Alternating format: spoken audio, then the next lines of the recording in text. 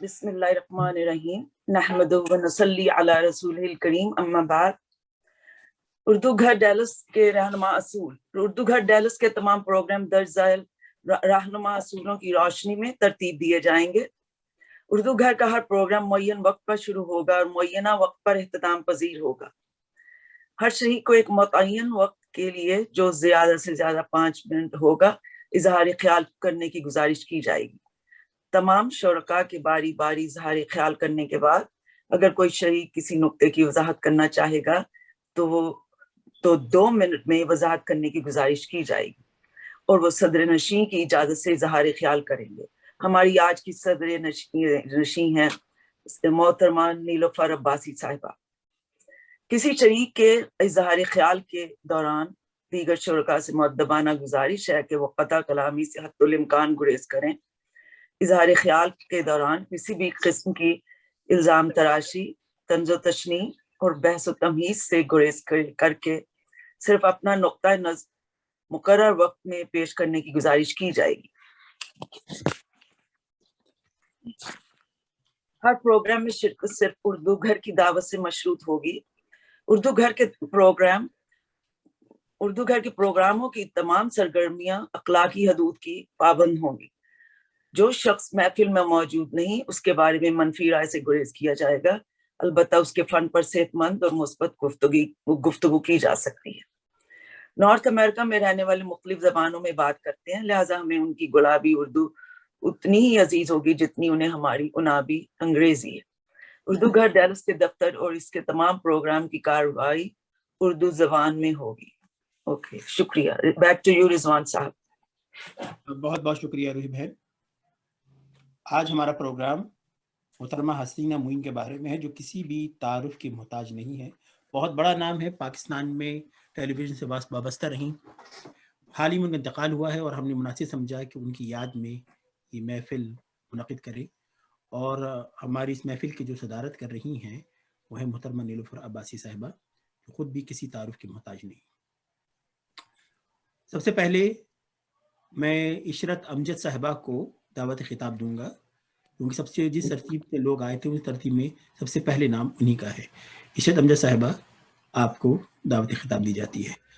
جب کوئی خطاب کر رہا تو باقی تمام لوگوں سے مؤدبانہ گزارش ہے کہ وہ اپنے آپ کو میوٹ پہ رکھیں تاکہ کوئی بیک گراؤنڈ نوائز نہ سنائی دے. شکریہ. شکریہ.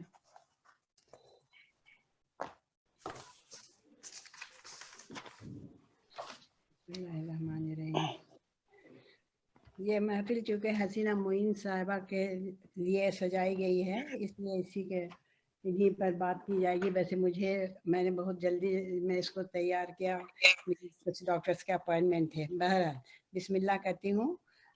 حسینہ معین صاحبہ ایک درخشاں ستارہ، ایک نہ بھولنے والی ہستی، اس ویران دنیا میں ایک نئی زندگی اجاگر کر کے اپنے نام کو ہمیشہ کے لیے قائم اور رہتی دنیا تک روشن کر کے ہم سبوں سے ہمیشہ کے لیے بچھڑ گئی. انا للہ و انا الیہ راجعون. حسینہ معین صاحبہ پاکستانی ادب کی ایک نہایت ہر دل عزیز، مشہور و معروف ڈرامہ نگار، مکالمہ نگار، پلے رائٹر، ناول نویس اور بہت کچھ لکھنے کی مہارت رکھتی تھی. ان کے ڈراموں نے پاکستانی ڈراموں کو ایک خاص مقام تک پہنچایا. حسینہ معین صاحبہ ایک فلسفیانہ اتنا بے باک انداز کو اجاگر کیا کہ ان کے ڈرامے کے ہر کردار ہمیشہ زندہ رہنے والے کردار بن گئے. ڈرامے میں حقیقت کو اس طرح سے رنگ دیا کہ پڑھنے والے اور دیکھنے والے پیروکار اور ان کے مکالمے کے اسیر ہو جایا کرتے. انہوں نے ان گنت ڈرامے لکھے اور اسکرپٹس. ہر ڈرامے نے بے انتہا مقبولیت حاصل کی. جب ان کے ڈرامے ٹیلی کاسٹ ہوتے تو لوگ منتظر تو ہوتے ہی تھے، سڑکیں بھی خاموش ہو جاتی، گاڑیاں تیز رفتار ہو جاتی اور ہر ایک کو ڈر یہ ہوتا کہ یہ ڈرامہ مس نہ ہو. ساری مصروفیات بالاطاف ہو جاتی اور سارے پروگرام ٹی وی کے اس کی مرہون منت ہو گئے. 1987 میں ہونے والا یہ ڈرامہ دھوپ کنارے، جو کہ کسی تعارف کا محتاج نہیں، جو آج بھی اتنا ہی مقبول اور پسندیدہ ہے جیسے کہ شروع دن سے تھا. اس کے مقبولیت کا اندازہ ہم یوں لگا سکتے ہیں کہ یہ نہ کہ صرف پاکستان بلکہ بر صغیر کا پسندیدہ اور مقبول ترین ڈراموں میں سے ایک تھا اور آج بھی ہے۔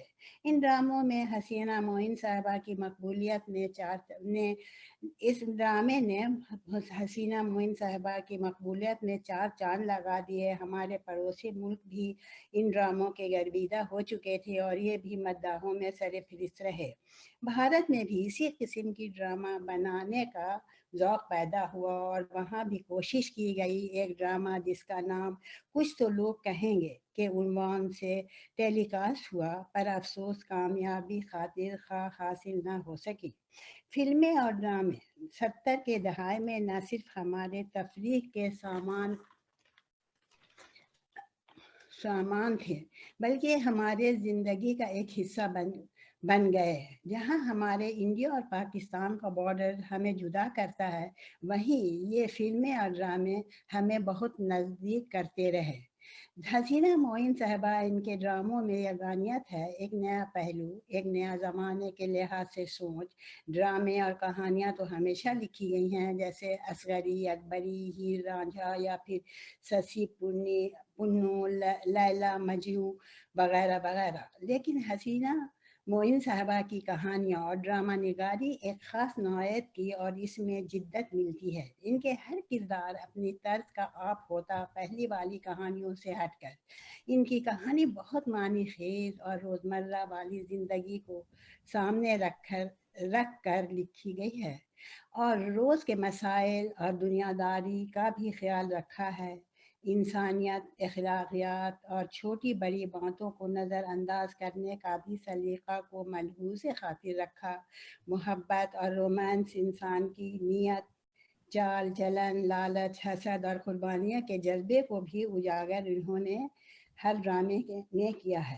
ان کا ایک شاہکار ڈرامہ دھوپ کنارے، جو کہ بر صغیر میں اس پاکستانی ڈرامے کو ایک خاص مقام پر پہنچا دیا، ساتھ ساتھ حسینہ معین صاحبہ کا نام بام عروج تک پہنچا، اس بارے میں کچھ کہنا چاہوں گی۔ اس میں اردو کی بہت مناسب اور آسان اور درست الفاظ کو استعمال کیا گیا ہے۔ اس کی سادہ اور شاندار، دل کو چھو لینے والی کہانی آج بھی نہ صرف ہمیں بلکہ نئی نسلوں کو بھی مرعوب کیے بغیر نہیں رہ سکتی۔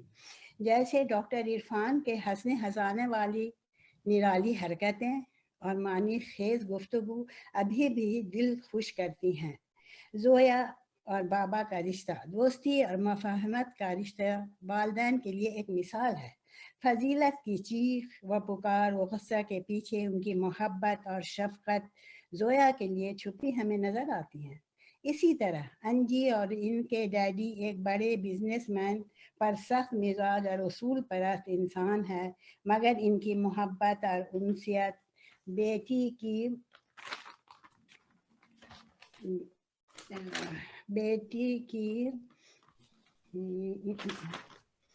ناگزیر ہے۔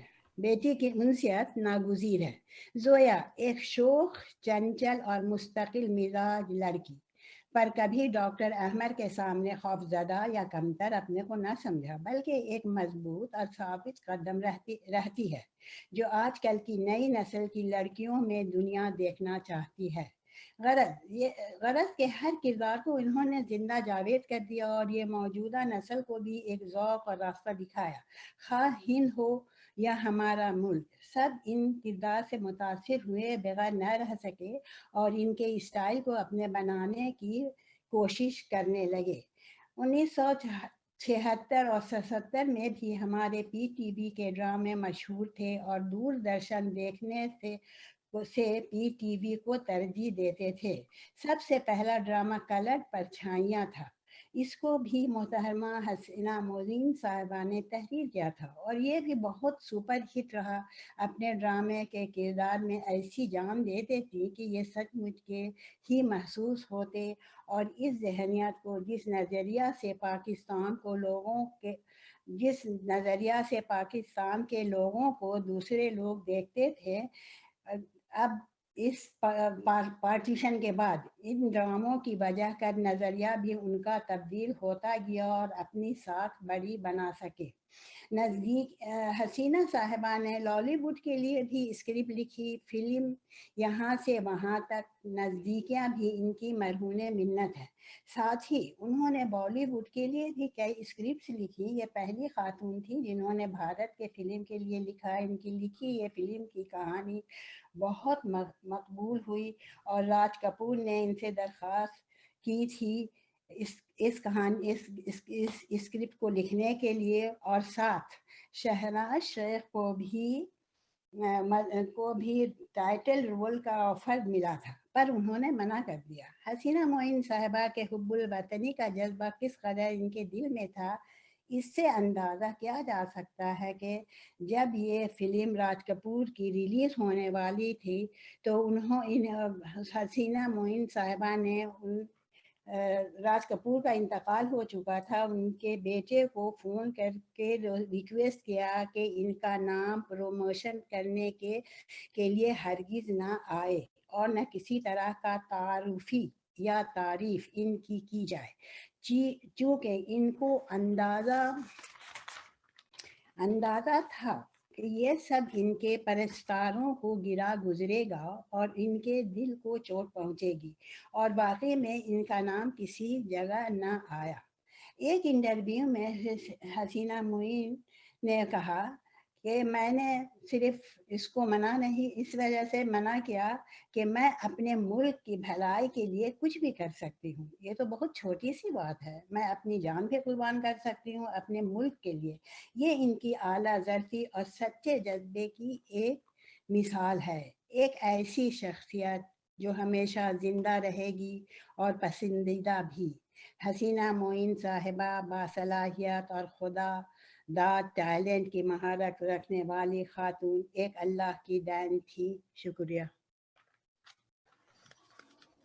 बहुत शुक्रिया, बहुत खूब इशरत बहन, बहुत बहुत शुक्रिया आप सब लोगों का। तो अब मैं गुजारिश करूंगा मोहतरमा तलत खान साहिबा से उनके ख्यालात के लिए। जी बहुत शुक्रिया रिजवान भाई। असल में मेरे पास 2 टॉपिक है बात करने के लिए, लेकिन जब मेरा टाइम हो जाए आप मुझे स्टॉप कर दें प्लीज। पहले मैं उनके ड्रामों के हवाले से बात करना चाहूंगी कि उनका जानरा क्या था उनके ड्रामों का, क्योंकि जब हम देखते हैं उनके ड्रामों को तो उसमें बहुत ज्यादा तनाव पाया जाता है कि कुछ ड्रामे उनके लगते हैं कि ये कॉमेडी है, उनका जानरा कॉमेडी है। लेकिन जब हम जैसे शहजोरी को देखते हैं तो उसमें नीलोफर साहिबा कहती हैं कि मैं बहुत बुरी आदमी हूँ, या हम अंकल उर्फी को देखते हैं तो उसमें वो गाजी आपा का जो किरदार है वो ऐसा लगता है गाजी आपा का किरदार के मजाहिया तरह का वो किरदार पेश करता है। उसके बाद जब हम तन्हाइयां देखते हैं तो उसमें 3 किरदार ऐसे इंट्रोड्यूस करवाए उन्होंने, जैसे एक बुकरात का किरदार था, एक कबाचा का था, एक आपा बेगम थी, जो हमें बहुत ज्यादा महसूस कराता है। और इसी तरह अगर हम अनकही में देखें तो अनकही में एक मामू का किरदार था, एक मम्मी और मौबी का किरदार था, जो कि हिस्से मजाक को उजागर करता है। तो एक तो उनका पढ़तो ये है, लेकिन दूसरी तरफ अगर हम देखें तो ऐसा लगता है कि उनका जानरा शायद रोमांटिक था, क्योंकि धूप किनारे उनका जो ड्रामा था वो खासा रोमांटिक था। इसी हवाले से अनकही भी ऐसे ही था और गौहर भी इसी तरह का ड्रामा था। लेकिन अगर हम जब दूसरे और ड्रामे देखते हैं जैसे आहट या आंसू, तो वो सोशल मामलात को, हमारी सोसाइटी के जो ऐसे मामलात हैं जिन पे बात करना चाहिए वो उन पे बात करती हुई नजर आती हैं। इसके अलावा एक उनका ड्रामा था देश परदेश के नाम से। तो अगर हम उस देश परदेश को देखें तो उसमें वो पाकिस्तान से बाहर के ममालिक जैसे स्कॉटलैंड की जिंदगी को और वहां के रहने वाले लोगों की दुश्वारियों को वो उजागर करती हैं। उसके अलावा अगर हम देखें कि उन्होंने कुछ हिस्टोरिक प्ले भी लिखे, जैसे उनका एक हिस्टोरिक प्ले था तानसेन, या दूसरा उनका था मेरे दर्द को जो जुबान मिले और अनजाने नगर। तो उन्होंने इस मैदान में भी अपनी तबाह आजमाई की। और इसके अलावा सोसाइटी का एक बहुत ही क्रूशल पहलू है कि सिंगल पेरेंटिंग, और उस जमाने में सिंगल पेरेंटिंग पे उन्होंने बात की कि जिस जमाने में कोई भी बात नहीं करना चाहता था। जैसे अगर हम उनके ड्रामे पड़ोसी को देखें یا پل دو پل کو دیکھیں یا کسب ہے یا دھندلے راستے ہیں، تو ان سب میں ہمیں وہ نظر آتا ہے کہ وہ سوسائٹی میں کتنی زیادہ بہتری کی خواہاں تھی. اور اب میں ان کی فلم کی بات کروں گی جو انہوں نے بالی ووڈ اور ہالی ووڈ کو دی. تو جیسے مجھ سے پہلے انہوں نے فرمایا کہ 1987 میں جب ڈرامہ دھوپ کنارے انٹروڈیوس ہوا، جب وہ عوام کے سامنے آیا تو اسے اتنی زیادہ پذیرائی ملی، اور اسی پذیرائی سے متاثر ہو کر انڈیا میں بھی اس کی اتنی زیادہ شہرت ہوئی. اور وہاں پہ بھی ایک کملاش پانڈے جو رائٹر تھے، انہوں نے کچھ تو لوگ کہیں گے کے نام سے اپنا ایک ڈرامہ پروڈیوس کیا، لیکن یہ ان کی بڑائی ہے کہ وہ اس کا ہمیشہ حسینہ معین کو کریڈٹ دیتے تھے. اور بالی ووڈ میں اس کے علاوہ ایک اور فلم راج کپور کی جو کہ ہنا کے نام سے بنائی گئی، وہ فلم کے ڈائیلاگ انہوں نے درخواست کر کے حسینہ معین صاحبہ سے لکھوائے، کیونکہ وہ راج کپور کی ایک ڈریم مووی تھی، ایسی ان کی فلم تھی جو وہ یادگار بنانا چاہ رہے تھے. لیکن یہ بدقسمتی یہ حالات کی کہ ان کا انتقال ہو گیا، اور اسی زمانے میں اس فلم کو پھر ان کے بیٹے رندھیر کپور نے ڈائریکٹ کیا. وہ فلم تو بہت زیادہ کامیاب رہی، لیکن ایک تھوڑا سا ڈرا بیک اس وقت یہ آیا کہ اس وقت بابری مسجد کا سانحہ ہو گیا. تو حسینہ صاحبہ نے واقعی درخواست کی کہ میرا نام کسی طور پہ اس فلم میں نہ شامل کیا جائے، نہ دکھایا جائے، نہ کسی کو بتایا جائے. وہ ان کی وطن سے محبت کا ایک انمول ثبوت تھا. اور اس فلم میں بھی پہلے شہناز شیخ کو زیبا بختیار کی جگہ لیا گیا تھا، لیکن شہناز شیخ کے انکار کے بعد اس فلم میں رشی کپور اور زیبا بختیار نے بہت عمدہ اداکاری کی. اس کے علاوہ یہ تو بالی ووڈ کی فلمیں تھیں. اگر ہم پاکستانی فلموں کا بھی تھوڑا سا ایک جائزہ لیں تو 1978 میں انہوں نے ایک فلم بنائی تھی یہاں سے وہاں تک، جس کے ہیرو وحید مراد تھے، اور یہ فلم سید کمال صاحب نے ڈائریکٹ کی تھی. اور ان کی دوسری فلم پاکستان کے لیے تھی نزدیکیاں. انہوں نے اس کے ڈائیلاگ لکھے تھے، اور اس فلم کے ڈائریکٹر عثمان پیرزادہ تھے، اور اس فلم کے اداکار میں بھی عثمان پیرزادہ اور ان کی وائف شامل تھیں، اور اس فلم کو نیشنل ایوارڈ بھی ملا تھا. یہ 1986 کی بات ہے. لیکن ان کی ایک اور فلم بھی تھی جو بالکل آخر میں ریلیز ہوئی. اس فلم کا نام تھا کہیں پیار نہ ہو جائے، اور اس کے ڈائریکٹر جاوید شیخ صاحب تھے. اور حسینہ معین سے متاثر ہو کر ثانیہ سعید نے بھی اپنی کچھ ڈاکومنٹریز شروع کی تھیں، جس میں ایک چپ دریا کے نام سے ایک ٹیلی فلم شامل تھی جو کہ کراچی کے حالات پر بنائی گئی تھی. اور ثانیہ سعید نے ایک اور کوشش کی تھی حسینہ معین کی معاونت میں. ان کا ایک ٹیلی فلم تھی شاید کہ باہر آ جائے، اور شاید کہ باہر آئے، اور یہ خواتین کے حقوق کے موضوع پر بنائی گئی تھی. تو بس میں آج اتنا ہی کہنا چاہوں گی. بہت بہت شکریہ، بہت بہت شکریہ بہن طلعت بہن. اب میں نیلوفر عباسی آپ کی اجازت سے ریحان بھائی سے ملتمس ہوں ان کے خیالات کے لیے. جی ضرور. السلام علیکم. آج حسینہ معین صاحبہ پہ بات کرنی ہے جن کا پچھلے دنوں انتقال ہوا ہے. میں نے کچھ باتیں یاد کی تھیں، لیکن طلعت خان نے میری ساس کی تصویر کل ڈال دی اس میں اردو گھر میں، جو صبح میں نے دیکھی تو میں بھول گیا جو کچھ بولنا ہے. تو اینی ہاؤ، حسینہ معین جو ہے ان کی فلموں پہ بات ہو گئی، ڈراموں پہ، یہ سب آپ کو مل جائے گا گوگل کرنے، وکیپیڈیا پہ. میں تھوڑا سا مختلف بولنا چاہوں گا. ان کا تعلق یو پی سے تھا، اور پاکستان بننے کے بعد یہ پھر پنڈی لاہور ہوتے ہوئے کراچی آ گئی تھی. حسینہ معین جو ہیں ان سے کوئی سرسری ملاقات ہے کوئی ایسی نہیں ہے، لیکن کیونکہ کچھ کامن لوگ ہیں، نیلو باجی جیسے ان سے بہت سے لوگ جن سے ان کے بارے میں کافی معلومات ہوتی رہی ہے. حسینہ معین ایک بہت اچھی پڑھی لکھی فیملی سے ان کا تعلق تھا، اور مجھے جو لگتا ہے کہ حسینہ معین اور بجیا کو اگر میں اپنے دماغ میں لاتا ہوں تو ان کی جو زندگی ہے وہ کافی ایک دوسرے سے ملتی جلتی لگتی ہے. اور مجھے ان دونوں میں ایک اینگری وومن چھپی ہوئی دکھتی ہے، لیکن جن کی جو سوچ ہے پازیٹیو ہے.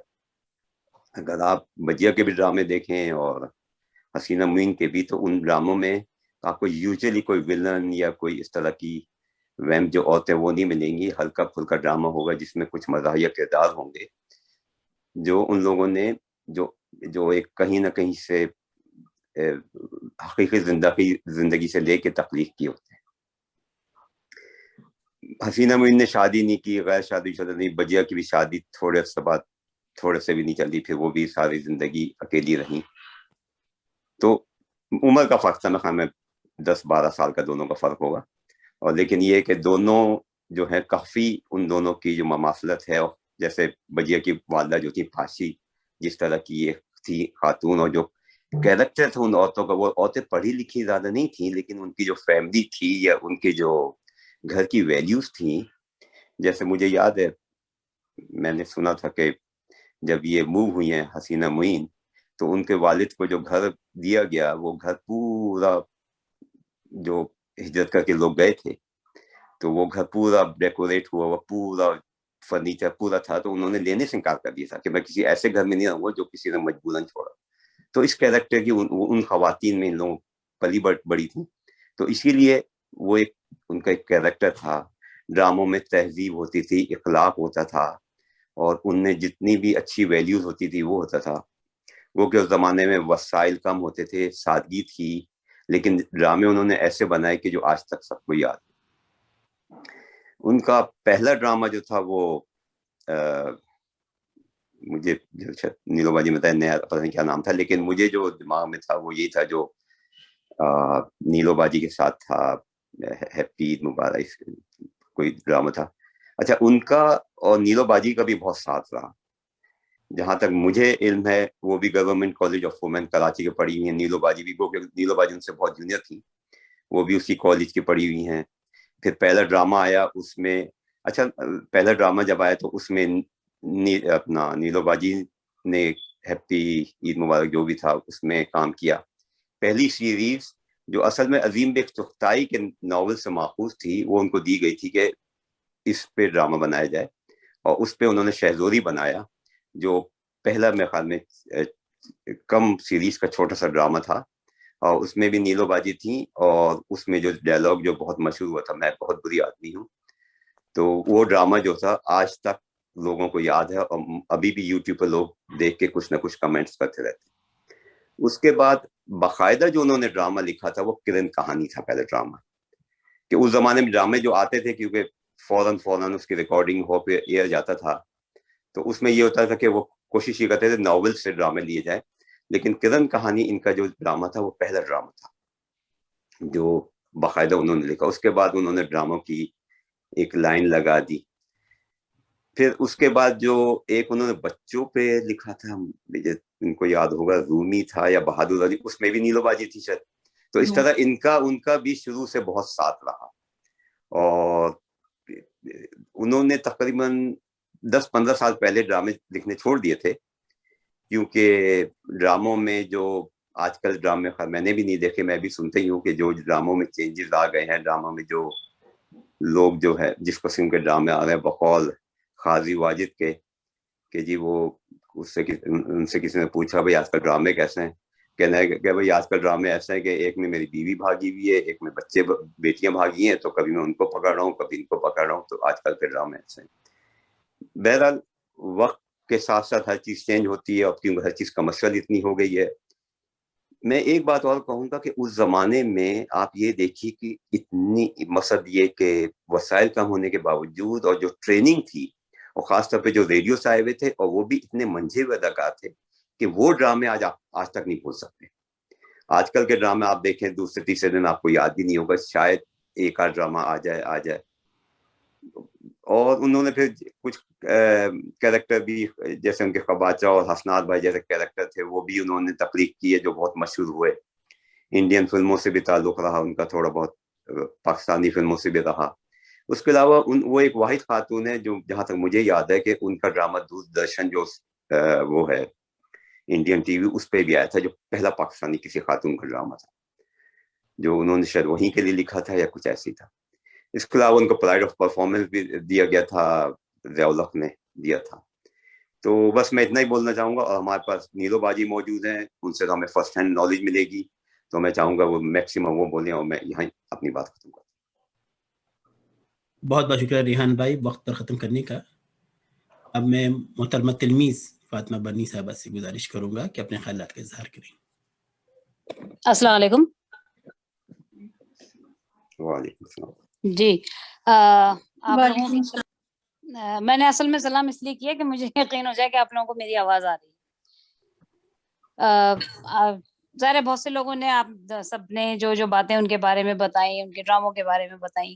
میں حسینہ معین کا جو ادبی سفر ہے اس کو میں الگ سمجھ لیجیے پرسپیکٹو سے دیکھتی ہوں, اور اس بات پہ میں یہ بات ایک سے زیادہ مرتبہ کہہ بھی چکی ہوں بہت جگہوں پر کہ پاکستان کے بہت کم ایسے ڈرامہ نگار ہیں یہ میں نہیں کہہ رہی جن کے پاس اوریجنل کہانی ہے.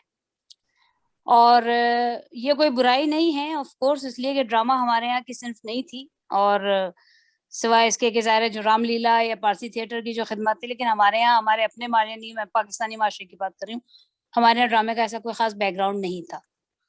تو دوسرا یہ کہ ہمارے یہاں ڈرامہ آیا ہے ناول سے, تو ناول سے جتنی بھی یعنی کہ ناول سے متاثر ہونا یا ناول کی کہانی سے متاثر ہونا ایک بہت عام بات تھی. اور میں حسینہ معین کے جو ادبی سفر ہے اس کو اسی پرسپیکٹو میں دیکھتی ہوں. میرا یہ خیال ہے کہ بہت طویل عرصے تک ان کے اوپر جین آسٹن کا بہت اثر رہا, اور ان کے یہاں جو کیریکٹرائزیشن ہے خاص طور پر خواتین کے کیریکٹرز کی, وہ اپنے معاشرے سے مختلف ہے ایک طرح سے, کچھ معنوں میں آپ کہہ سکتے ہیں اسے انوملی. اور یہ چیز آپ کو جین آسٹن کے کیریکٹرز میں بہت زیادہ نظر آئے گی. مطلب جین آسٹن کا نام میں نے اس لیے لیا کہ وہ بنیادی طور پر برٹش ادب سے بہت زیادہ متاثر ہیں, وہ بھی وہ ادب جس میں خواتین کا لکھا ہوا تھا. اور دوسرا نام جو جیسے انہوں نے کہا کہ ان میں بجیا میں اور ان میں بہت مماثلت تھی, میں سمجھتی ہوں کہ ایک مماثلت حسینہ معین کی قرۃ العین حیدر کے ساتھ بھی تھی, اور اس کی وجہ یہ تھی کہ قرۃ العین حیدر نے ایک خاص کلاس کے لیے لکھنا شروع کیا, اور اس کلاس کی دو باتیں بہت اہم تھی, ایک تعلیم اور دوسری امارت. اور یہ چیز حسینہ معین کے آپ کو نظر آئے گی کہ شروع میں مطلب ان کے ڈرامے جو تھے عموماً اس طبقے کے بارے میں ہوتے تھے جو کہ ایلیٹ طبقہ کسی نہ کسی ان دو حوالوں سے سمجھا جاتا ہے, یا تو وہ بہت تعلیم یافتہ کے مطلب طبقہ ہے, جیسے آپ کرن کہانی میں دیکھ لیجئے کہ ان کے جو دادا ہیں بہت بڑے ہسٹورین ہیں, اور یا پھر یا بندش میں جو کیریکٹر ہے تو یا تو کیریکٹر کسی نہ کسی ایک حوالے سے ممتاز ہیں. میں سمجھتی ہوں حسینہ معین کے یہاں گرومنگ کا دور آیا, اور گرومنگ کا دور ان کے یہاں تب آیا جب انہوں نے سوشل ایشوز پہ لکھنا شروع کیا, لیکن شروع کا دور بہت زیادہ متاثر رہا انگریزی ادب سے اور خاص طور پر برٹش ادب سے. اور اس کے بعد جب انہوں نے سوشل ایشوز پہ لکھنا شروع کیا تو واقعی انہوں نے وہاں اپنا لوہا بہت منوایا, اور اس کو میں ان کے ظاہر ہے کہ کسی بھی ادیب کی زندگی میں, یہ نہیں کہہ رہی کہ یہ کوئی برائی ہے یا اچھائی ہے, لیکن کسی بھی ادیب کی زندگی میں ایک ابتدائی دور ہوتا ہے اور ایک ارتقاء کا دور ہوتا ہے, اور اس کے ابتدائی دور کے بغیر کبھی بھی ارتقاء کا دور نہیں آ سکتا. آپ 5ویں پاس کیے بغیر کبھی بھی میٹرک نہیں کر سکتے, یہ بالکل ایسی ہی بات ہے. تو اس کو سمجھنے کے لیے آپ کو ظاہر ہے پوری پکچر دیکھنا پڑتی ہے, یا پورا جسے کہتے ہیں بیک گراؤنڈ کے ساتھ کسی چیز کا تجزیہ کرنا پڑتا ہے. تو یہ چیز ان کے یہاں آئی جب انہوں نے سوشل ایشوز پہ لکھنا شروع کیا. اب جیسے آپ نے دھوپ کنارے کا ذکر کیا, میں کچھ یہ بھی بتا دوں کہ ان کا چربا کتنی جگہ پر ہوا ہے. جیسے آپ نے بتایا کہ ہندوستان میں ایک فلم سیریز بنی, لیکن دھوپ کنارے جو ڈرامہ تھا, میں یہ نہیں کہوں گی کہ پورا کا پورا, لیکن اس کا کچھ حصہ یعنی اس کا بنیادی خیال کہہ لیجیے ایک طرح سے, یعنی عمر کا فرق لڑکی اور لڑکے کی یا ہیرو ہیروئن کی, اس خیال کو اڈاپٹ کیا یش چوپڑا نے, اور اس پہ ایک فلم بنائی انہوں نے لمحے, جو کہ بہت کامیاب ہوئی. ظاہر ہے کہ ان کے پاس کمرشل ذرائع بہت تھے, اور فلم میں جو کمرشل مسالہ پڑتا ہے وہ سب ان کو میسر تھا, تو اس لحاظ سے وہ فلم بہت ان کی کامیاب رہی. تو میں اس کا کریڈٹ بھی حسینہ معین کو دوں گی. ان کی کچھ چیزیں چوری بھی کی گئیں. مثلاً یہ کہ ہندوستان کی ایک فلم ہے چل میرے بھائی, اگر آپ لوگوں کو موقع ملے تو آپ اسے دیکھ لیجیے گا. اس میں ڈائلاگز, سچویشن اور کہانی بھی ایک نہ ایک حد تک حسینہ معین کے انکہی کے اس سین سے لی گئی ہے جب وہ آفس میں پہلے سے کام شروع کرتی ہیں, پہلا دن ہے ان کے کام کا. تو وہ سب اگر آپ میں سے کوئی دے, اور سب سے زیادہ افسوس کی بات ہے کہ انہوں نے اس کا کریڈٹ بھی انہیں نہیں دیا. اچھا, پھر حسینہ معین نے کچھ تراجم بھی کیے اور بہت اچھے کیے. مثلا ان کے یہاں جو اڈیپٹیشن ہے, اسے پرچھائیاں کا ذکر کیا تھا کسی نے, بہت مشہور ناول ہے ہنری جیمز کا पोर्ट्रेट ऑफ द लेडी, उस पर है वो बेस्ड, और उसका उर्दू में तर्जुमा कर चुकी थी पहले क़ुर्रतुल ऐन हैदर, हमी चराग़ हमी परवाने के नाम से, उसके बाद हसीना मोइन ने इस पे ज़ाहिर इस पे ड्रामा बनाया। और मैं समझती हूँ कि उसमें कैरेक्टराइजेशन बहुत अच्छी थी। उसकी वजह ये थी कि फर्द जब कैरेक्टर करता है तो उसको ज़ाहिर अगर वो किसी एक क्लास से ताल्लुक़ रखता है तो उसको उस कैरेक्टर को, उस मैनरिज्म को, उस जेस्चर को, उस बॉडी लैंग्वेज को निभाना बहुत आसान होता है। तो मैं समझती हूँ कि ये एक बहुत अच्छी कोशिश थी और अच्छी ड्रामाई तश्कील थी। इसके अलावा एक बहुत मशहूर नॉवेल है स्टाइनबेक का पर्ल, और उसकी ड्रामाई तश्कील उन्होंने की थी, उसका नाम था सागर का आंसू। वो एक लॉन्ग प्ले की सूरत में आया था पीटीवी पे, बहुत अच्छी ड्रामाई तश्कील की थी। तो मैं उनकी एडेप्टेशंस को भी बहुत समझती हूँ कि उन्होंने बड़ी, ज़रा देखिए एडेप्टेशन अगर किसी दूसरे नॉवेल या माशरे से हो तो उसको लोकलाइज करना पड़ता है। आप वो नाम और वो कैरेक्टर, वो सूरत हाल और वो गाँव और वो लिबास नहीं दिखा सकते। तो ये यहाँ पे किसी भी लिखने वाले की तख्लीकियत ज़ाहिर होती है, जो उनमें ज़ाहिर के थी। लेकिन मैं बहरहाल ये समझती हूँ कि उन्होंने सोशल इश्यूज पे जितना लिखा और बहुत अच्छा लिखा, वो उनकी एक बहुत बड़ी कामयाबी है और उनकी जिंदगी का ग्रूमिंग का दौर है। जैसे तानसेन पे उन्होंने लिखा, तानसेन उनका जो ड्रामा था, उन्होंने जिस तरह कहानी के लिए, किसी भी ड्रामे के लिए बहुत जरूरी है कि उसमें पैरेलल हो मौजूद, एक वक्त में कई कहानियों का चलना जरूरी है। और अगर एक ही कहानी है तो ये समझ लें कि राइटर इतना ज्यादा टैलेंटेड नहीं है, तो उन्होंने उस कहानी में पैरेलल भी बरकरार रखे, यानी एक वक्त में कई कहानियां, कई सिलसिले बरकरार रखे। तो मैं इस लिहाज से उन्हें एक, मतलब ये कि उर्दू की और ड्रामे की खास तौर पर एक बहुत अहम नाम समझती हूँ। और लेकिन जाहिर है कि मैं ये समझती हूँ कि उनके शुरू का दौर अंग्रेजी अदब से और बरतानवी अदब से बहुत ज्यादा मुतासिर रहा, क़ुर्रतुल ऐन हैदर की तरह। बस मुझे इतना ही कहना था। बहुत बहुत शुक्रिया तलमीज़ बहन। एक बार फिर वक्त की हमें थोड़ा सा एहतियात करनी होगी, तो जी आप जी जी इंतजार हूं कि आपने बात को इख्तिसार से बयान किया, हालांकि आपकी बात बहुत अच्छी और बहुत इल्मी होती है। यहाँ पे एक गुजारिश सदर मजलिस नीलोफर अब्बासी साहिबा से, मैं चाहूँगा कि शेख एजाज को थोड़ी तकदीम कर दें क्योंकि उनको कहीं जाना है। जी जी, तो अगर हम शेख एजाज को पहले बुला लें, उसके बाद बाकी लोगों को बुला लेंगे। सही, ठीक, दुरुस्त। शेख एजाज साहब, अगर आप अनम्यूट करके कुछ बात करना चाहते हैं। बहुत शुक्रिया। नहीं, आज मैं थोड़ा सा टाइम है मेरे पास, तो मैं ये चाह रहा था कि मैं इतनी बहुत जबरदस्त बातें हो रही हैं और सुनने में ज्यादा मजा आ रहा है, तो बेहतर है कि मैं अपने आप को खामोश कर लूं और सुनना ज्यादा बेहतर मेरे लिए। तो मैं माजूर हूं बोलने से। शुक्रिया। चलिए, बहुत बहुत शुक्रिया। तो सिलसिला आगे बढ़ाते हैं और अब मैं मोहतरमा फ़खरुन्निसा साहिबा से गुजारिश करूंगा इज़हार ख्याल के लिए। फ़खरुन्निसा साहिबा, ठीक है, तो फिर हम लौट कर आ जाएंगे इनके पास। फिर आमिर सुलेमान, डॉक्टर आमिर सुलेमान साहब, आप कुछ बात करना चाहेंगे? बहुत शुक्रिया रिजवान भाई, मेरा ख्याल है मैं पास करूंगा, दूसरा आइटम नीलोफर से सुनते हैं। अच्छा, एक बार फिर फ़खरुन्निसा बहन, अगर आप रेडी हैं। ठीक, तो अब मैं सैयदा सालेहा आपसे मुल्तमिस हूँ, आपके ख्याल सुनना चाहेंगे हम। मौजूद हमारा हसीना मोइन है। सैयदा सालेहा,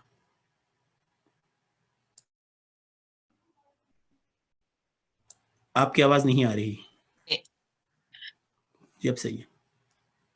अस्सलाम वालेकुम। अभी तक जितनी गुफ्तगू हुई इतनी सैर हासिल और जामे थी कि मेरा ख्याल है कि मुझे इसमें कुछ इजाफा करने की जरूरत नहीं है। मतलब ये कि वो रिपीटेशन हो जाएगा। और जब हसीना मोइन के इस नशिस्त का ऐलान हुआ तो मैंने उनके ड्रामे दोबारा देखने शुरू किए। तो मैंने कल शहजोरी पूरे का पूरा देखा, उसके अलावा अनकही और आहट और किरण कहानी का कुछ हिस्सा, क्योंकि मैं चाह रही थी कि अपनी यादें ताज़ा करूं, क्योंकि बहुत पहले की देखी हुई थी और बस उनका एक तासुर जहन पे रह गया था, लेकिन पूरी कहानी जाहिर है कि उसकी डिटेल्स याद नहीं थी। तो मैंने तो अपना सारा वक्त हसीना मोइन के ड्रामे देखते हुए गुजारे और मेरी ख्वाहिश है कि मैं नीलोफर अब्बासी साहिबा से सुनूं, क्योंकि उनका जाहिर है फर्स्ट हैंड है, उनके साथ काम करती रही है मैं इसमें। बहुत बहुत शुक्रिया सैयदा सालेहा, बहुत दिलचस्प बात की आपने। तो अब मैं दोबारा फिर गुजारिश करूंगा फ़खरुन्निसा बहन आपसे। अच्छा, आप, मेरी आवाज आ रही है आपको? जी हाँ, आ रही है, फरमाइए। मेरी आवाज आ रही है। अच्छा, बस मुझे कहना ये था, हसीना मोइन کیا گئی دنیا سے، تو لگتا ہے کہ ایک دور کا، ایک صدی کا خاتمہ ہو گیا. کیا زبردست ان کی کہانیاں تھیں، کیا زبردست ڈرامے تھے، آج تک ذہن پر ثبت ہیں. اور وہ ناقابل فراموش ڈرامے ہیں اور فلمیں ہیں جو بار بار دیکھنے کو دل چاہتا ہے اور پھر بھی دل نہیں بھرتا.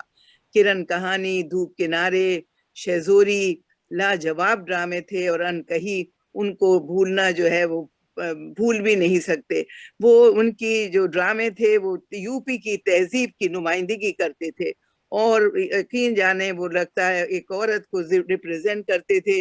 ایک عام گھرانے کی جتنی زیادہ انہوں نے نمائندگی کی ہے اور جتنا زیادہ اس کو قریب سے دیکھا ہے اتنا شاید کسی نے بھی نہیں دیکھا. اور وہ بہت مروب تھی فاطمہ ثریا بجیا سے، قرۃ العین حیدر سے، اور اسی تہذیب سے ان کا بھی تعلق تھا جس سے کہ مطلب حسینہ معین تھی. واقعی ایک ناقابل فراموش شخصیت اس دنیا سے چلی گئی. وہ سفر کیا تمام ہوا، لگتا ہے صدی کا خاتمہ ہو گیا. اردو کا زوال نظر آتا ہے مجھے، اور جتنی سہل اردو اور حقیقت پسندی پر ان کے ڈرامے مبنی تھے شاید ہی کوئی اور اب لکھ سکے. واقعی اب تو وہ دور بھی ختم ہو گیا، وہ لکھ بھی نہیں سکتے، نہ وہ ڈرامے ویسے آتے ہیں.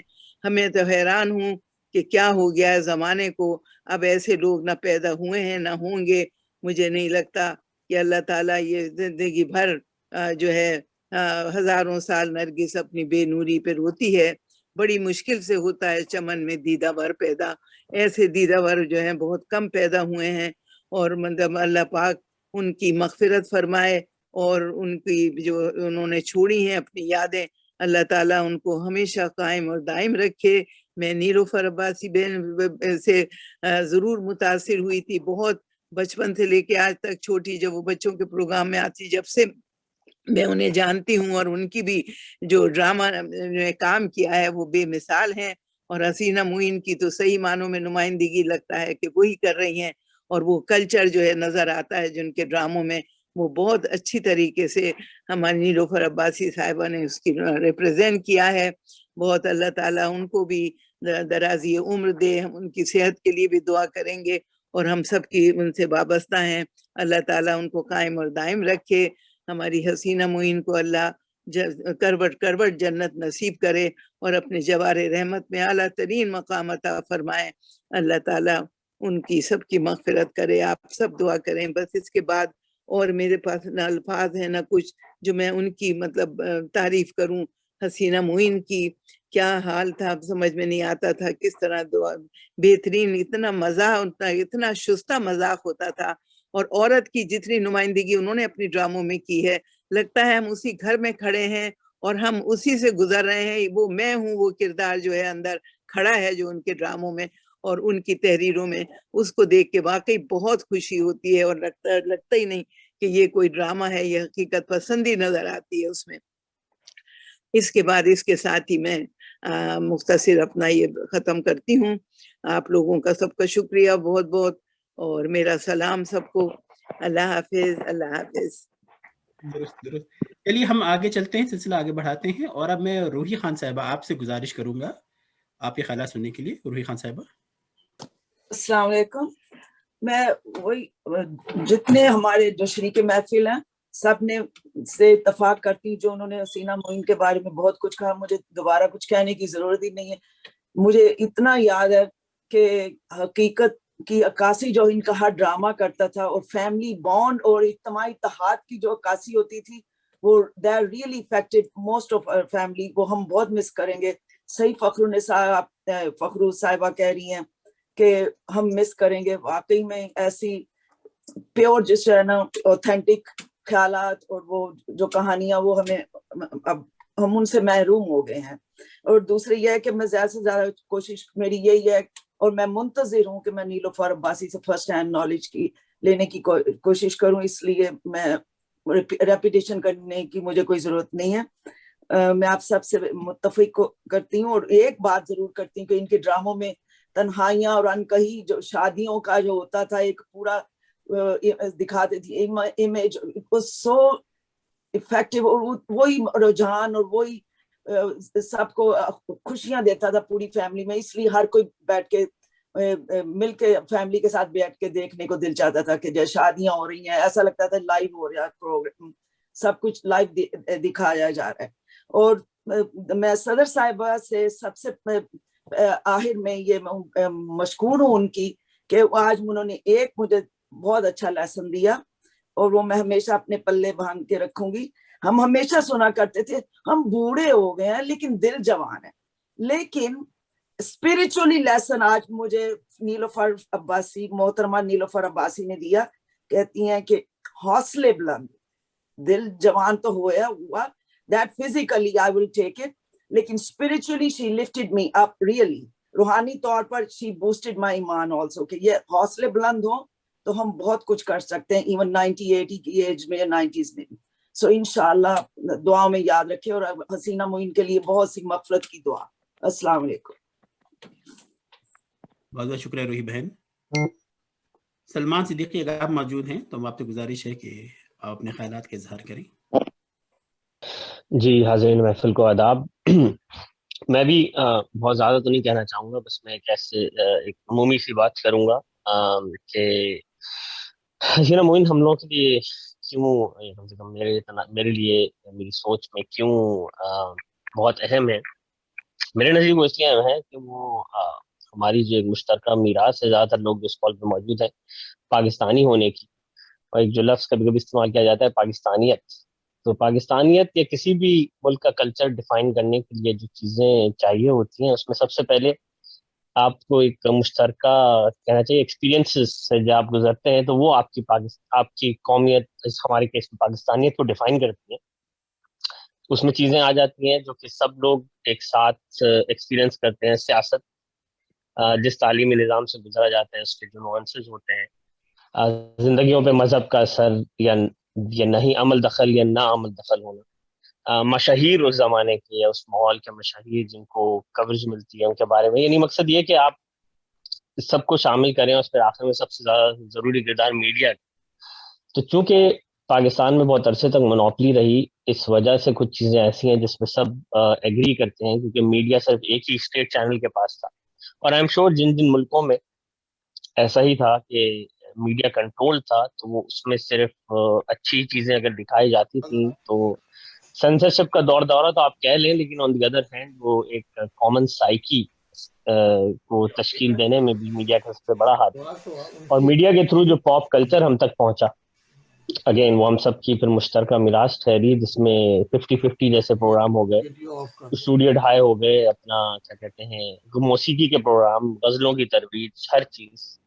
اور گانے اگر آپ دیکھ لیں تو اس میں پاپ میں بھی اگر دیکھیں، اگین جس کو میڈیا نے ترویج دی وہ ہماری پاکستانیت کا حصہ بنتے چلے گئے. وائٹل سائنس ہو جائیں، نازیہ حسن ہو جائیں. تو اس لیے یہ لوگ بہت ضروری ہے ہمارے لیے، کم سے کم میری جنریشن کے لیے. آئی ایم شیور کافی ساری 2-3 جنریشنس کا ان لوگوں نے احاطہ کیا ہوا ہے. انور مقصود جیسے لوگ، فاطمہ سریا بجیا جیسے لوگ اس لیے بہت زیادہ اہم ہے کیونکہ ہماری ایک بالکل بیسک شناخت سے لوگ جڑے ہوئے ہیں میرے نزدیک، اور وہ شناخت ہمارا پاکستانی ہونا. اسی لیے حسینہ معین کا نام اس قدر ضروری ہے اور اس قدر اہم ہے، اور یہ نقصان ہمارے لیے بہت بڑا ہے.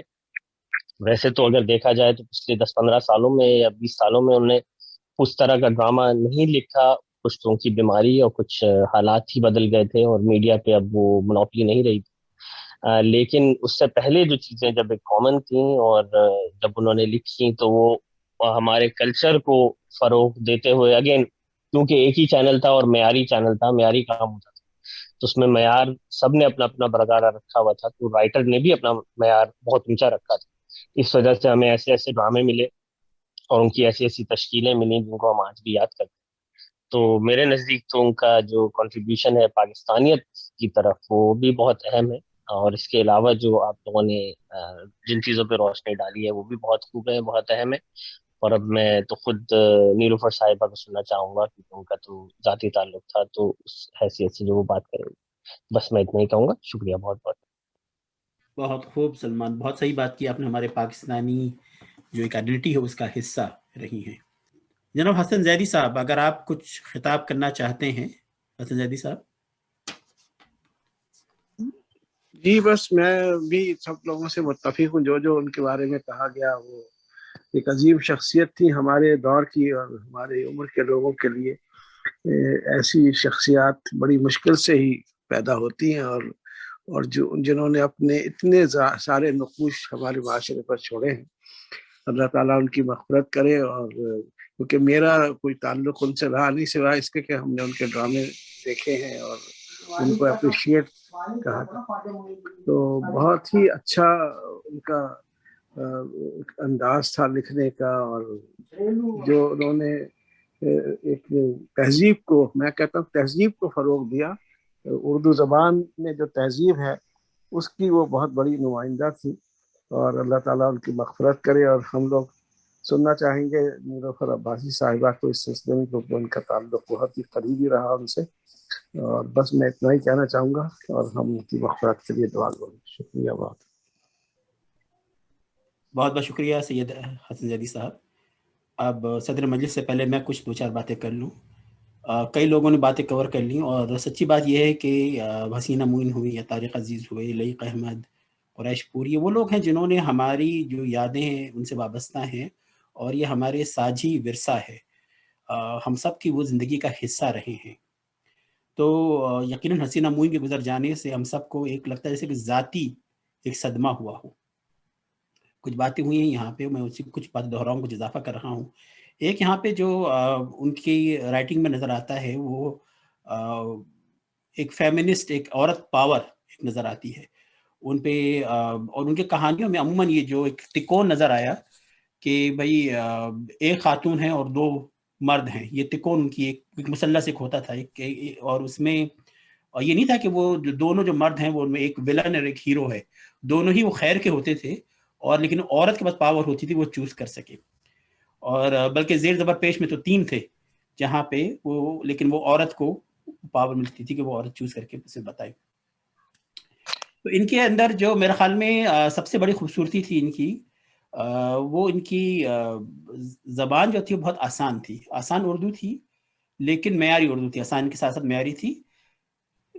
اور ان کے مکالمے جو تھے وہ بہت ہی خوبصورت ہوتے تھے. مکالمے کے جو کریکٹر کے حساب سے وہ مکالمے لکھے جاتے تھے اور بہت موضوع ہوتے تھے. ان کے اردو کے حساب سے میں آپ کو میں نے ذکر کیا ڈرامہ زیر زبر پیش کا. اب یہ دیکھیے کتنا خوبصورت، اس کا ٹائٹل ہی کتنا خوبصورت ہے، زیر زبر پیش.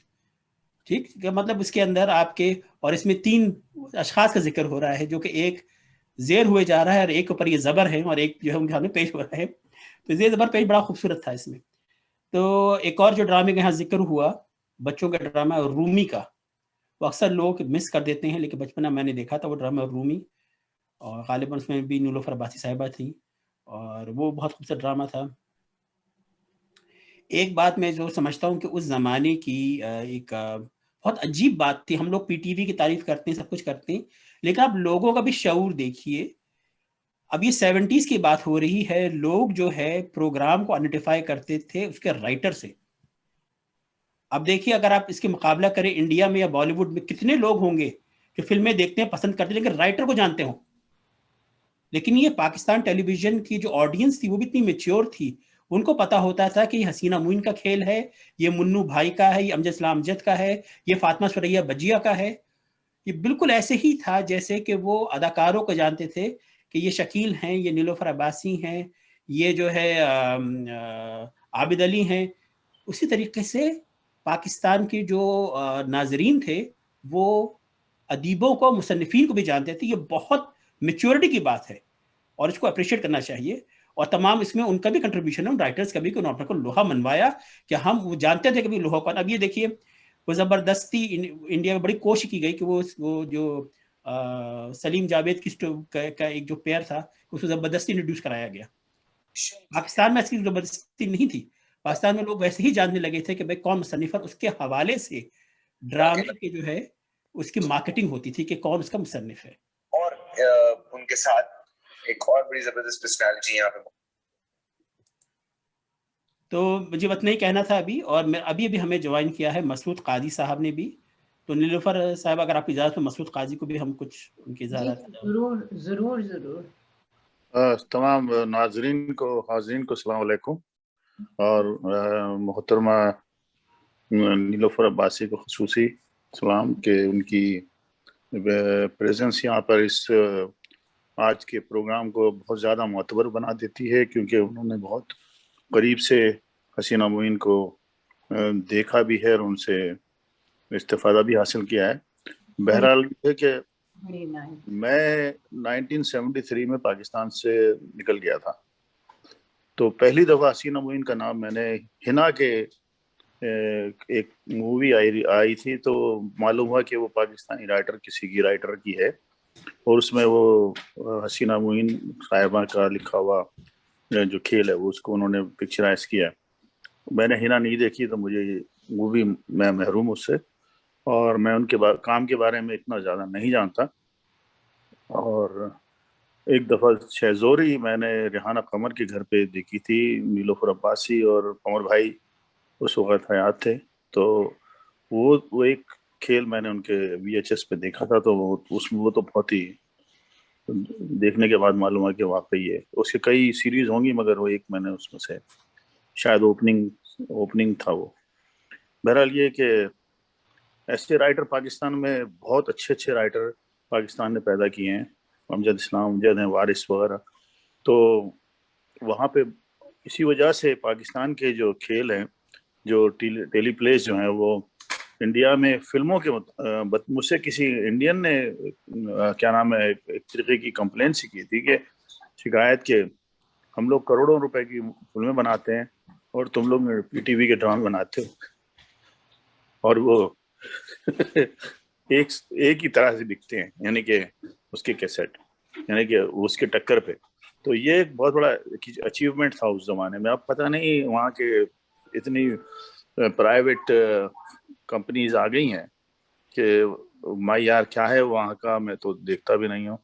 मैं खुद एक ज़माने में रेडियो पाकिस्तान में स्क्रिप्ट राइटिंग करता था, थनक और कहकशां एक मज़ाहिया उसमें खाके होते थे, तो उसमें मैंने एक दफ़ा खाका में लिखा था, एक 5 या 10 मिनट का खाका होता था मुश्किल से, उसके अंदर वो पंच लाइन सी होती थी और वो हंसी मजाक वाला, तो उसमें मैंने लिखा था। तो उसमें मैंने कंपाउंड वो जो कंडक्टर की आवाज़ जो थी वो उसको मैंने इस तरह से जिस तरह कराची में बोलते हैं अड़े जाओड़े ये किड़े वोड़े, मैंने किया। तो उस जमाने में एडिटर थे अब्दुल कयूम साहब, अब्दुल माजिद के बड़े भाई, उन्होंने वो उठा के मेरे मुंह पे मारा, कहेंगे ये क्या जबान लिखी आपने।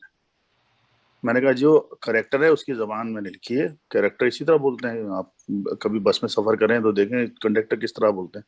उन्होंने कहा नहीं ये कुछ भी हो इसको दूसरी तरीके से लिख के लाओ। तो अब जो है मैंने उसके बाद 60-60 सुना है या वो 50-50 जो भी था, उसमें आवड़े जावड़े आबिद अली बेग वगैरह ने लिखा।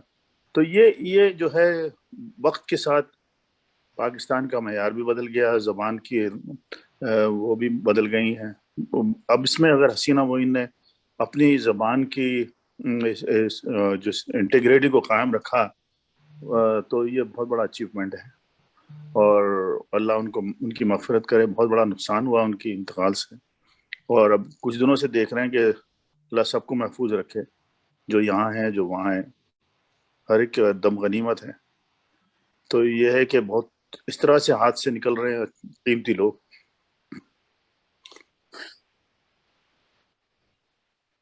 जैसे रेत फिसलती है हाथ में से। बस यही कहना।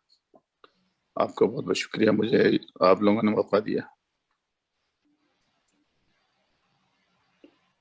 आपके ख्यालात का, आपकी आमद का बहुत बहुत शुक्रिया मसूद काजी साहब। Thank you sir. मोहतरमा नीलोफर अब्बासी हमारी सदर मजलिस है, मैं अब आपसे गुजारिश करूंगा आपके ख्यालात के लिए, उसके बाद हम सवाल जवाब का सिलसिला भी शुरू करेंगे। बिस्मिल्लाहिर्रहमानिर्रहीम।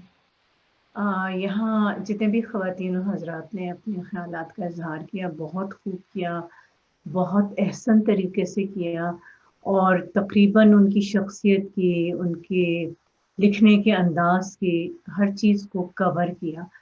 तो मैं कोशिश करूँगी कि वो बातें रिपीट ना करूँ, लेकिन मैं आपको उनका स्टार्ट बताऊँगी, बिल्कुल जो शुरू किस तरह से वो इतनी नामवर ड्रामा राइटर बनी और उनकी शोहरत दुनिया के कोने कोने में पहुंची।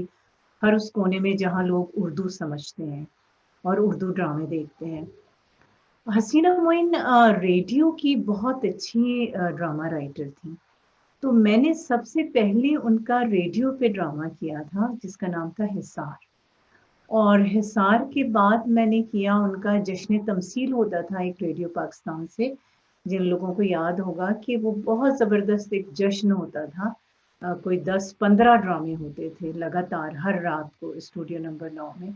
اور پھر اس میں بڑا زبردست کمپٹیشن تھا وہ رائٹرز کا بھی پروڈیوسرز کا بھی کہ پہلا دوسرا تیسرا ڈرامہ کون سا آتا ہے. اور وہ ساری پبلک اوپینین ہوتی تھی. جو خطوط آتے تھے ریڈیو پاکستان میں اس کے ذریعے وہ چھانٹ کے یہ طے کرتے تھے کہ کون سا ڈرامہ اول ہے. تو اس میں حسینہ معین کا ڈرامہ تھا تہ دام. وہ بھی میں نے کیا تھا اور وہ اول قرار دیا گیا تھا. یہ تھی ریڈیو کی بات. اس کے علاوہ بھی انہوں نے بے شمار بہت اچھے پلیز لکھے تھے ریڈیو کے لیے. پھر یہ بات ہے کوئی میرے خیال میں 71 کی بات ہوگی کہ جمشید انصاری نے ایک ڈرامہ کیا. جمشید انصاری اور غزالہ رفیق مرحومہ تھیں. ریڈیو کا ڈرامہ تھا بھول بھلیا. اچھا وہ بھی اسکرپٹ حسب معمول بہت ہی خوبصورت تھا. تو جمشید جو تھے وہ اسکرپٹ لے کر آئے ٹی وی پہ سینئر پروڈیوسر تھے قمر آفتاب. وہی ڈرامے کے ہیڈ تھے. تو ان کو دیا انہوں نے. اچھا میں کسی ریہرسل کے لیے گئی ہوئی تھی تو آفتاب صاحب نے نکالا وہ اسکرپٹ. کہنے لگے کہ آپ ان رائٹر کو جانتی ہیں؟ اس پہ لکھا ہوا تھا رائٹر حسینہ معین. میں نے کہا جی آفتاب صاحب یہ تو بہت اچھی ریڈیو پہ ان کے بہت خوبصورت ڈرامے نشر ہوئے ہیں اور بہت اچھی رائٹر رہی ہیں. تو کہیں گے میں نے بھی اسکرپٹ پڑھا تو مجھے بہت پسند آیا. جمشید لائے ہیں ریڈیو پہ یہ براڈ کاسٹ ہو چکا ہے. خیر بہرحال انہوں نے پھر ریڈیو والوں سے بات کی اور پھر حسینہ صاحبہ سے بات کی کہ ہم اس کو ٹی وی کے لیے ڈراماٹائز آپ ہمیں کر دیں ٹی وی کے مطابق. تو انہوں نے پھر اس کو ڈرامائی تشکیل کی ٹی وی کے لیے اور اس کا نام رکھا نیا راستہ. بھول بھلیاں نہیں رکھا, وہ ریڈیو کا نام تھا. ٹی وی کے لیے رکھا نیا راستہ. یہ حسینہ معین کا ایور فرسٹ ڈرامہ تھا ٹی وی کے لیے, پی ٹی وی کے لیے. بلکہ ٹی وی اس وقت صرف پی ٹی وی تھا. اس میں پہلی بار شکیل جو تھے وہ ہیرو کاسٹ ہوئے اور میں ان کی ہیروئن تھی. تو اس طرح سے حسینہ کا جو پہلا پلے تھا اس کے ہیرو ہیروئن میں اور شکیل تھے. عید قریب تھی. اچھا عید کا ڈرامہ سب بڑا اہمیت کا حامل سمجھا جاتا تھا. بہت بڑی انٹرٹینمنٹ ہے اور جو عید کا پلے مطلب کرے تو بہت بڑی بات ہے. تو آفتاب صاحب نے عید کا ڈرامہ بھی حسینہ معین سے کہا کہ آپ لکھیں. تو انہوں نے لکھا ہیپی عید مبارک.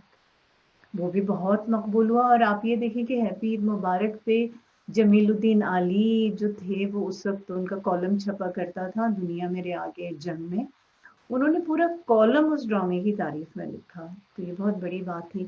اس کے بعد بیگم بھٹو جو بھٹو صاحب اس وقت پرائم منسٹر پاکستان تھے, انہوں نے ایک گیٹ ٹوگیدر کیا تھا, عید ملن کی تھی گورنر ہاؤس کراچی میں. تو وہاں میں بھی انوائٹڈ تھی. تو جیسے انہوں نے دیکھا تو کہیں گے ارے کیا ڈرامہ تھا. تو میں نے کہا کہ آپ دیکھتے ہیں ٹی وی؟ کہنے لگی ہاں بھائی ایسے ڈرامے تو ہم ضرور دیکھیں گے. تو یعنی یہ اتنی بڑی بات تھی, اتنے بڑے کمپلیمنٹس تھے جو حسینہ معین کو بالکل شروع میں ہی ملے. اچھا اس کے بعد یہ ہوا کہ آفتاب صاحب نے ان کو دی ایک چھوٹی سی پتلی سی ناول عظیم ایک چغتائی کی, میرا نام تیرا نام عورت, اے عورت تیرا نام شہزوری, کہ اس کو ڈراماٹائز کر دیں. اب حسینہ بڑی پریشان ہوئی, کہنے لگی میں ڈراموں تک تو صحیح تھا لیکن اب یہ ایک تو مطلب اتنی پتلی سی کتاب ہے, میں اس کو کیا کروں, میں نے تو کبھی اس طرح سے کیا نہیں ہے. لیکن صاحب جب انہوں نے اس کی 7 قسطیں بنائیں چھوٹی چھوٹی 25-25 منٹ کی, اور جب اس کا پہلا ایپیسوڈ آن ایئر گیا تو سمجھیں کہ ایک قیامت آ گئی. اتنا لوگوں نے وہ پسند کیا اور وہ اس طرح سے چھا گیا بالکل کہ آج آپ یہ دیکھیں کہ کتنی دہائیاں گزر گئیں. بچے جو تھے وہ جوان ہو گئے اور جوان بوڑھے ہو گئے, لیکن لوگ اسے بھولے نہیں ہیں. جہاں بھی بات ہوتی ہے شہزوری. اچھا آپ یہ دیکھیں کہ آج یہ دور ہے کہ بھئی خواتین کی آزادی اور یہ وہ بہت زیادہ اس کے اوپر بات چیت ہوتی ہے, مظاہرے ہوتے ہیں, سیمینارز ہوتے ہیں. لیکن حسینہ معین نے اس وقت اس کو اس طرح سے ڈراماٹائز کیا. بیسک آئیڈیا تو عظیم بیگ چغتائی کا تھا، لیکن انہوں نے اس کی ایسی تشکیل کی کہ وہ اس وقت جو تھی خواتین کی آزادی کی ایک مثال بن گئی. تو یہ بہت بڑی بات تھی. اس کے بعد تو خیر حسینہ نے پیچھے مڑ کے ہی نہیں دیکھا. آپ لوگوں نے اتنے ڈرامے اور ان کے سیریز کی نام بتائے لیے، سب بہت اچھا. ایک یہاں تصحیح کر دوں تھوڑی سی، شاید عشرت صاحبہ نے کہا تھا کہ پرچھائیاں ان کا پہلا وہ تھا سیریل. پرچھائیاں نہیں تھا، ان کا پہلا منی سیریل جو تھا شہزوری تھا، جو کہ لیکن اوریجنل جو تھا وہ میرے خیال میں ان کا زیر زبر پیش تھا، جیسا یہاں بتایا بھی مجھ سے پہلے. اور اس کے بعد وہی بات ہے کہ انہوں نے پیچھے مڑ کے نہیں دیکھا. اچھا کچھ میں ان کی ایسی پرسنل باتیں بتاؤں کہ بہت وہ سیدھی طبیعت کی خاتون تھی. مطلب ان کے کیریکٹرز دیکھ کے لگتا ہے کہ وہ بڑی تیز ترار اور ایسی بہت سیدھی، بہت سویٹ. ہم لوگوں کو ایسا ہوا کہ جب یہ ہیپی عید مبارک ہوا تو ہمیں پہلی بار ایوارڈس ملے. ایوارڈس کا اعلان ہوا تو مورتیوں کے ساتھ، وہ جو مورتیاں ہوتی ہیں ان کے ساتھ 200 روپے کے لفافے بھی ملے. تو وہ رقم اس وقت اتنی مطلب ہمیں لگی 200 روپے، کوئی 72 73 کی بات ہے. تو حسینہ کہنے لگی کہ سنو تم کیا کرو گی اپنے 200 روپوں کا؟ میں نے کہا بھائی میں تو کچھ نہیں کروں گی، میں تو یہ لفافہ رکھوں گی ہمیشہ اپنے پاس، خرچ نہیں کروں گی. کہنی یار میں نے بھی یہی سوچا تھا. تو یہ چھوٹی چھوٹی باتیں تھیں. اچھا پھر ایک واچ کمپنی تھی، انہوں نے گھڑیوں کے تحفے ہمیں دیے، تو اس پہ ہم لوگ اتنے خوش. مطلب ایک اتنا سادگی کا زمانہ تھا، سادے لوگ تھے، چھوٹی چھوٹی چیزوں میں خوش ہوتے تھے. اچھا دوسروں کی عزت بہت کرتی تھی اور خود بھی چاہتی تھی کہ مطلب ہاں ان کی بھی عزت کی جائے. لوگ بہت عزت دیتے تھے. ایک مارننگ شو تھا، اس پہ میں یہاں امریکہ سے گئی ہوئی تھی، وہ وہیں کراچی میں تھی، تو اس پہ ہم دونوں کو ایک ساتھ بلایا گیا یہی شہزوری وغیرہ کے حوالے سے. تو اچھا انہوں نے کچھ بھی نہیں دیا. تو ہم لوگ جب واپس آنے لگے تو ہم ایک ہی گاڑی میں تھے، تو ہم گزری کے راستے سے گزر رہے تھے. کہنی دیکھو انہوں نے تو ہمیں مطلب 50 روپے کا بھی چیک کے قابل نہیں سمجھا، اور چلو چیک ویک تو چھوڑو، ایک ہمیں بکے ہی دے دیتے، کچھ تو ہمیں اپنی عزت کا یہ ہوتا پاس کہ بھی ہماری عزت کی گئی. میں نے کہا ارے چھوڑیں چلیں. چینل پہ انہوں نے بلایا اور انٹرویو کیا. تو پھر وہاں جو لوگ کراچی سے واقف ہیں گزری کے، وہاں پھول والے بیٹھتے ہیں، دکانیں ہیں ان کی، تو وہاں میں نے گاڑی رکوائی اور میں نے وہ بکے بنے رکھے رہتے ہیں، ایک اچھا سا بکے لیا اور پھر میں نے ان سے کہا، میں نے کہا اس دور کی سب سے بڑی ڈرامہ رائٹر حسینہ معین کے لیے. تو اتنا ہنسی، اتنا خوش ہوئی جیسے بچے نہیں خوش ہوتے ہیں اس طرح سے. اچھا آپ یہ دیکھیں کہ ان کو نام و نمود کا کوئی شوق نہیں تھا، کوئی شوق نہیں. وہ کتنے ایوارڈس ملے، دنیا کے ایوارڈس ملے، مگر وہ کبھی نہ تو ان کا ذکر کرتی تھی، نہ ان پہ کبھی یہ اظہار کرتی تھی کہ میں تو بہت بڑی رائٹر ہوں، میں نے تو یہ کیا، میں نے وہ کیا. دوسری بات یہ کہ انہوں نے ہسٹری میں ایم اے کیا تھا. وہ ساری زندگی مطلب جو ان کا پروفیشنل کیریئر تھا وہ as a teacher Fazal Rahman school میں پڑھاتی تھی. اگر وہ چاہتی تو وہ اپنے آپ کو اپ گریڈ کر سکتی تھی، مطلب وہ کہیں لیکچرر بھی ہو سکتی تھی بڑی آسانی سے، یونیورسٹی بھی جوائن کر سکتی تھی. لیکن وہ اپنی ان طالبات کے ساتھ اور اپنے اس اسکول کے ساتھ بے انتہا خوش تھی، اور ہمیشہ سادہ رہتی تھی، بہت زیادہ باتیں نہیں کرتی تھیں. حالانکہ ان کے کیریکٹرز اتنے باتونی اور اتنے تیز تھے، اور ہر کیریکٹر ان کا لاجواب تھا. جیسے تلمیذ نے کہا کہ قرۃ العین حیدر سے وہ کافی انسپائرڈ تھی، تو واقعی ان کا جو بیک گراؤنڈ تھا جو دکھاتی تھی. اور اس کے علاوہ میں سمجھتی ہوں کہ وہ شوکت تھانوی اور شفیق الرحمان سے بھی متاثر تھیں، کیونکہ ان کے اگر آپ کیریکٹر دیکھیں، جو حکومت آپا تھیں، جو وہ تھے حسنات بھائی تھے، کباچہ تھے، وہ جو روفی ان کے کیریکٹر تھے شفیق الرحمان کے. تو کیونکہ وہ دور تھا کہ جس میں جتنے بھی نوجوان تھے اور جن کو ادب سے شوق تھا وہ شفیق الرحمان اور شوکت تھانوی سے بہت زیادہ انسپائرڈ ہوتے تھے.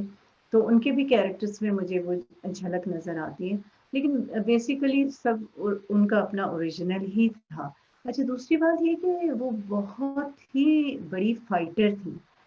آپ یہ دیکھیں کہ ہم ان کو ان کے ہلکے پھلکے کیریکٹر سے جانتے ہیں کہ مزاحیہ یا ہلکے پھلکے، لیکن انہوں نے فیملی پلاننگ، کینسر جیسے اتنے گمبھیر موضوعات پہ قلم اٹھایا، اور وہ بھی خوب، کیا خوب لکھا انہوں نے. اور آپ یہ دیکھیں کہ وہ خود بھی کینسر سروائیور تھی، کینسر کی پیشنٹ تھی وہ، لیکن انہوں نے فائٹ کیا اور اس کے بعد اتنی نارمل زندگی وہ انہوں نے گزاری ہمیشہ کہ، اور کبھی مطلب کوئی شکوہ شکایت جو تھا نا وہ ان کے منہ سے نہیں سنا. لوگ تو مطلب ہمیں تو نزلہ زکام ہوتا ہے، سر میں درد ہوتا ہے تو 10 دفعہ ہم کہتے ہیں وہ سر میں بڑا درد ہو گیا، لیکن ان کے منہ سے کبھی اس زمانے میں بھی کبھی نہیں. اتنی بڑی وہ فائٹر تھی. مطلب وہ صرف یہ نہیں کہ اپنے کیریکٹرز میں ہی یہ چیز دکھاتی تھی کہ عورت بڑی مضبوط ہوتی ہے، واقعی وہ خود بھی بہت مضبوط تھی.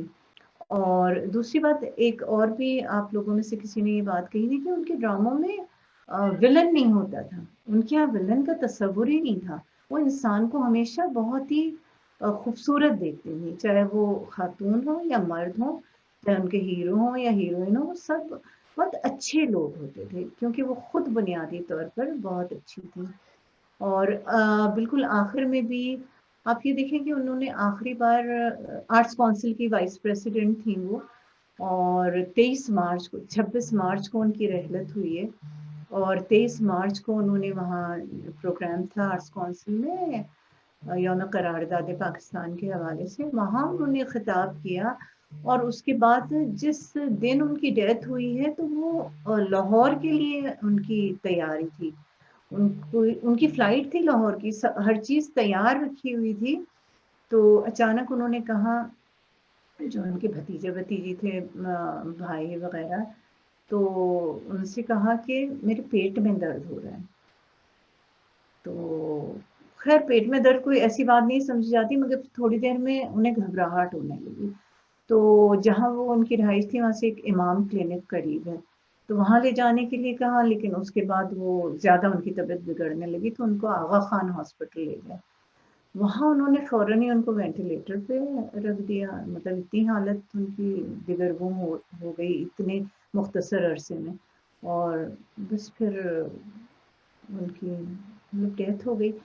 تو میں ایک طرح کہتی ہوں، دیکھیں ہم لوگ ہمیشہ یہی دعا کرتے ہیں کہ اللہ میاں چلتے ہاتھ پاؤں سے اٹھا لے، تو وہ اتنی اللہ کو پیاری تھی کہ ان کو اللہ تعالیٰ نے مطلب وہ تکلیف بھی نہیں دی، وہ تکلیف نہیں دی. وہ واقعی اپنے چلتے ہاتھ پیروں سے چلی گئیں. اور کتنے ان کے ذہن میں ہوگا کہ ابھی میں جاؤں گی لاہور جاؤں گی، ظاہر بھی تو کوئی میٹنگ ہوگی، کوئی سیمینار ہوگا. اچھا اس سے پہلے میں نے ان کی دیکھی تھی پوسٹیں، ان نے پوسٹ کیا تھا وہ 8 مارچ کو یوم خواتین ہوتا ہے عالمی، تو اس دن وہ پریزیڈنسی میں انوائٹڈ تھیں. تو پریزیڈنٹ الوی اور ان کی مسز بیٹھی ہیں اور یہ درمیان میں بیٹھی ہوئی ہیں. اتنی ہنستی بولتی تصویریں. پھر نتھیا گلی کی کہیں برف پہ لیٹی ہوئی ہیں، کہیں خوش اپنے مطلب دوسرا جو اور ان کے ساتھ خواتین تھیں. تو کوئی نہیں کہہ سکتا تھا کہ جو موت کا فرشتہ ہے وہ اس طرح ان کا پیچھا کر رہا ہے کہ اب ان کی زندگی کے 10-12 دن بچے ہیں. لیکن مجھے اس بات کی خوشی ہے کہ واقعی وہ ہنستے بولتے چلی گئیں. دوسری جیسا میں نے پہلے بھی عرض کیا تھا کہ اللہ تعالیٰ نے ان کو اتنا نوازا. آپ دیکھیں آج کل جو زمانہ ہے، اگر کسی کے پاس تھوڑی سی دولت آ جائے، تھوڑی سی شہرت آ جائے یا عزت انہیں دے دے زمانہ، تو ان کے تو دماغ ہی نہیں ملتے ہیں، آنکھیں سر پہ چڑھ جاتی ہیں. مگر وہ اتنی سادہ تھیں کہ مطلب کوئی گمان ہی نہیں ہوتا تھا. آپ جب ان سے بیٹھ کے بات کریں، ایک عام آدمی بھی، یہ نہیں کہ کوئی پرانے دوست یا پرانے احباب ہی کے ساتھ ان کا یہ رویہ ہو، کوئی ان سے ملنے بھی آتا تھا جس سے وہ پہلی بار مل رہی ہوتی تھی تو اتنے جھک کے ملتی تھی، اتنے پیار سے ملتی تھی کہ دل خوش ہو جاتا تھا. تو واقعی ان کی مثال ایسی تھی جیسے ایک پھلدار درخت ہوتا ہے اور وہ جھکتا ہی چلا جاتا ہے اپنے پھلوں کے ساتھ. تو ان کی یہی مثال تھی. انہیں واقعی ہم ان کی شخصیت کے حوالے سے، ان کی ڈرامہ نگاری کے حوالے سے، ان کی علم اور تہذیب کے حوالے سے ہم انہیں کبھی بھی نہیں بھول سکتے. ایسے لوگ صدیوں میں پیدا ہوتے ہیں. اور میں سمجھتی ہوں کہ اگر ان کے لیے ہم ایک فاتحہ کر لیں اور اس کے بعد اختتام کرتے ہیں اس نشست کا. ایک سورہ فاتحہ پڑھ لیتے ہیں ایک بار. جی ضرور.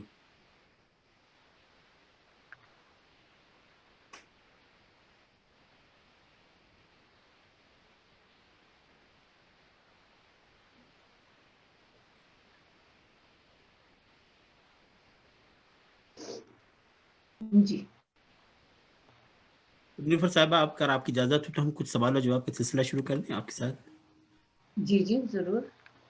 تو دوسری بات بھی تھوڑی سی میڈیکل ہے کہ اگر تو ان کا سڈن آن سیٹ ابڈومینل پین کے بعد یہ سب کچھ ہوا حسینہ معین کا, تو ہائیسٹ رسک ہے ابڈومینل ایورٹک اینیورزم کا پروبیبلی, اور دیٹ رنز ان فیملی. تو اگر کوئی بچے ہیں یا بھائی ہیں تو they need to be screened from the history you are giving. تو جو بھی ان کے بھائی بہن ہیں یا فیملی میں بھی فرسٹ کزنس, شاید ان کے ایک بھائی ایک بہن ہی بچے ہیں, جو بھی میں نے کہا ویسے احتیاطاً سڈن ابڈومینل پین کے ساتھ. یہ آپ نے اچھی بات بتائی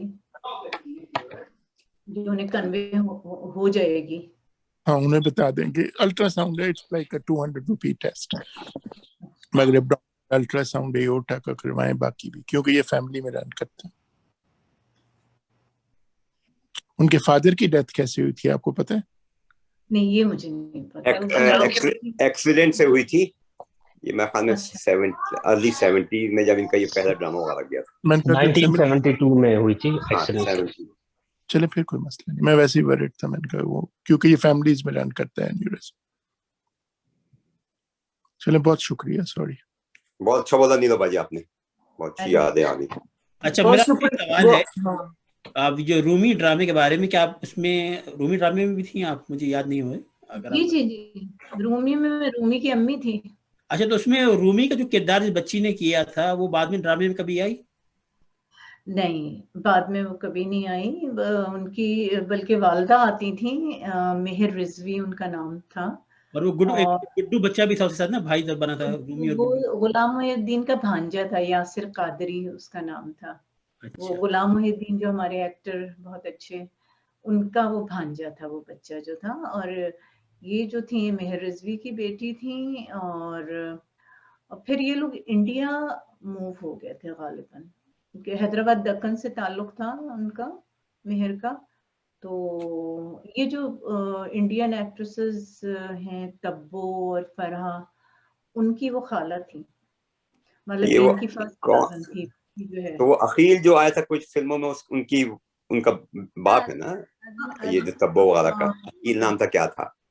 شبانہ اعظمی کی کوئی کزنس وغیرہ ہیں تبو جو ہے, شبانہ اعظمی کی. جی نہیں شبانہ اعظمی, بلکہ یہ ان کی کزن ہے نیلو باجی, اپنا سلطانہ ظفر آنٹی جو ہے نا, ان کی بھانجی ہے نا یہ. ہاں بالکل بالکل ان کی بھانجی ہے. جی لیکن یہ وہ صحیح کہہ رہی ہیں, شبانہ اعظمی بھی. اچھا وہ بھی شبانہ اعظمی کی والدہ حیدرآباد دکن کی ہے نا. وہ تبو وغیرہ سے ہماری بیٹی کے لوگوں کا ہے. ہاں ان کی عزیز داری ہے. میں نے بتایا تھا کہ شبانہ اعظمی.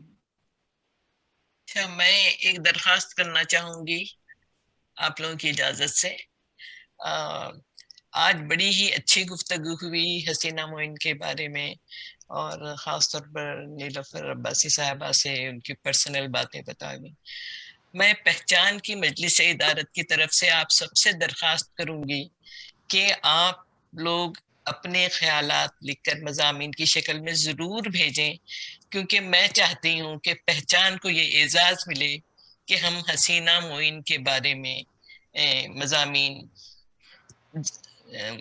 شائع کریں.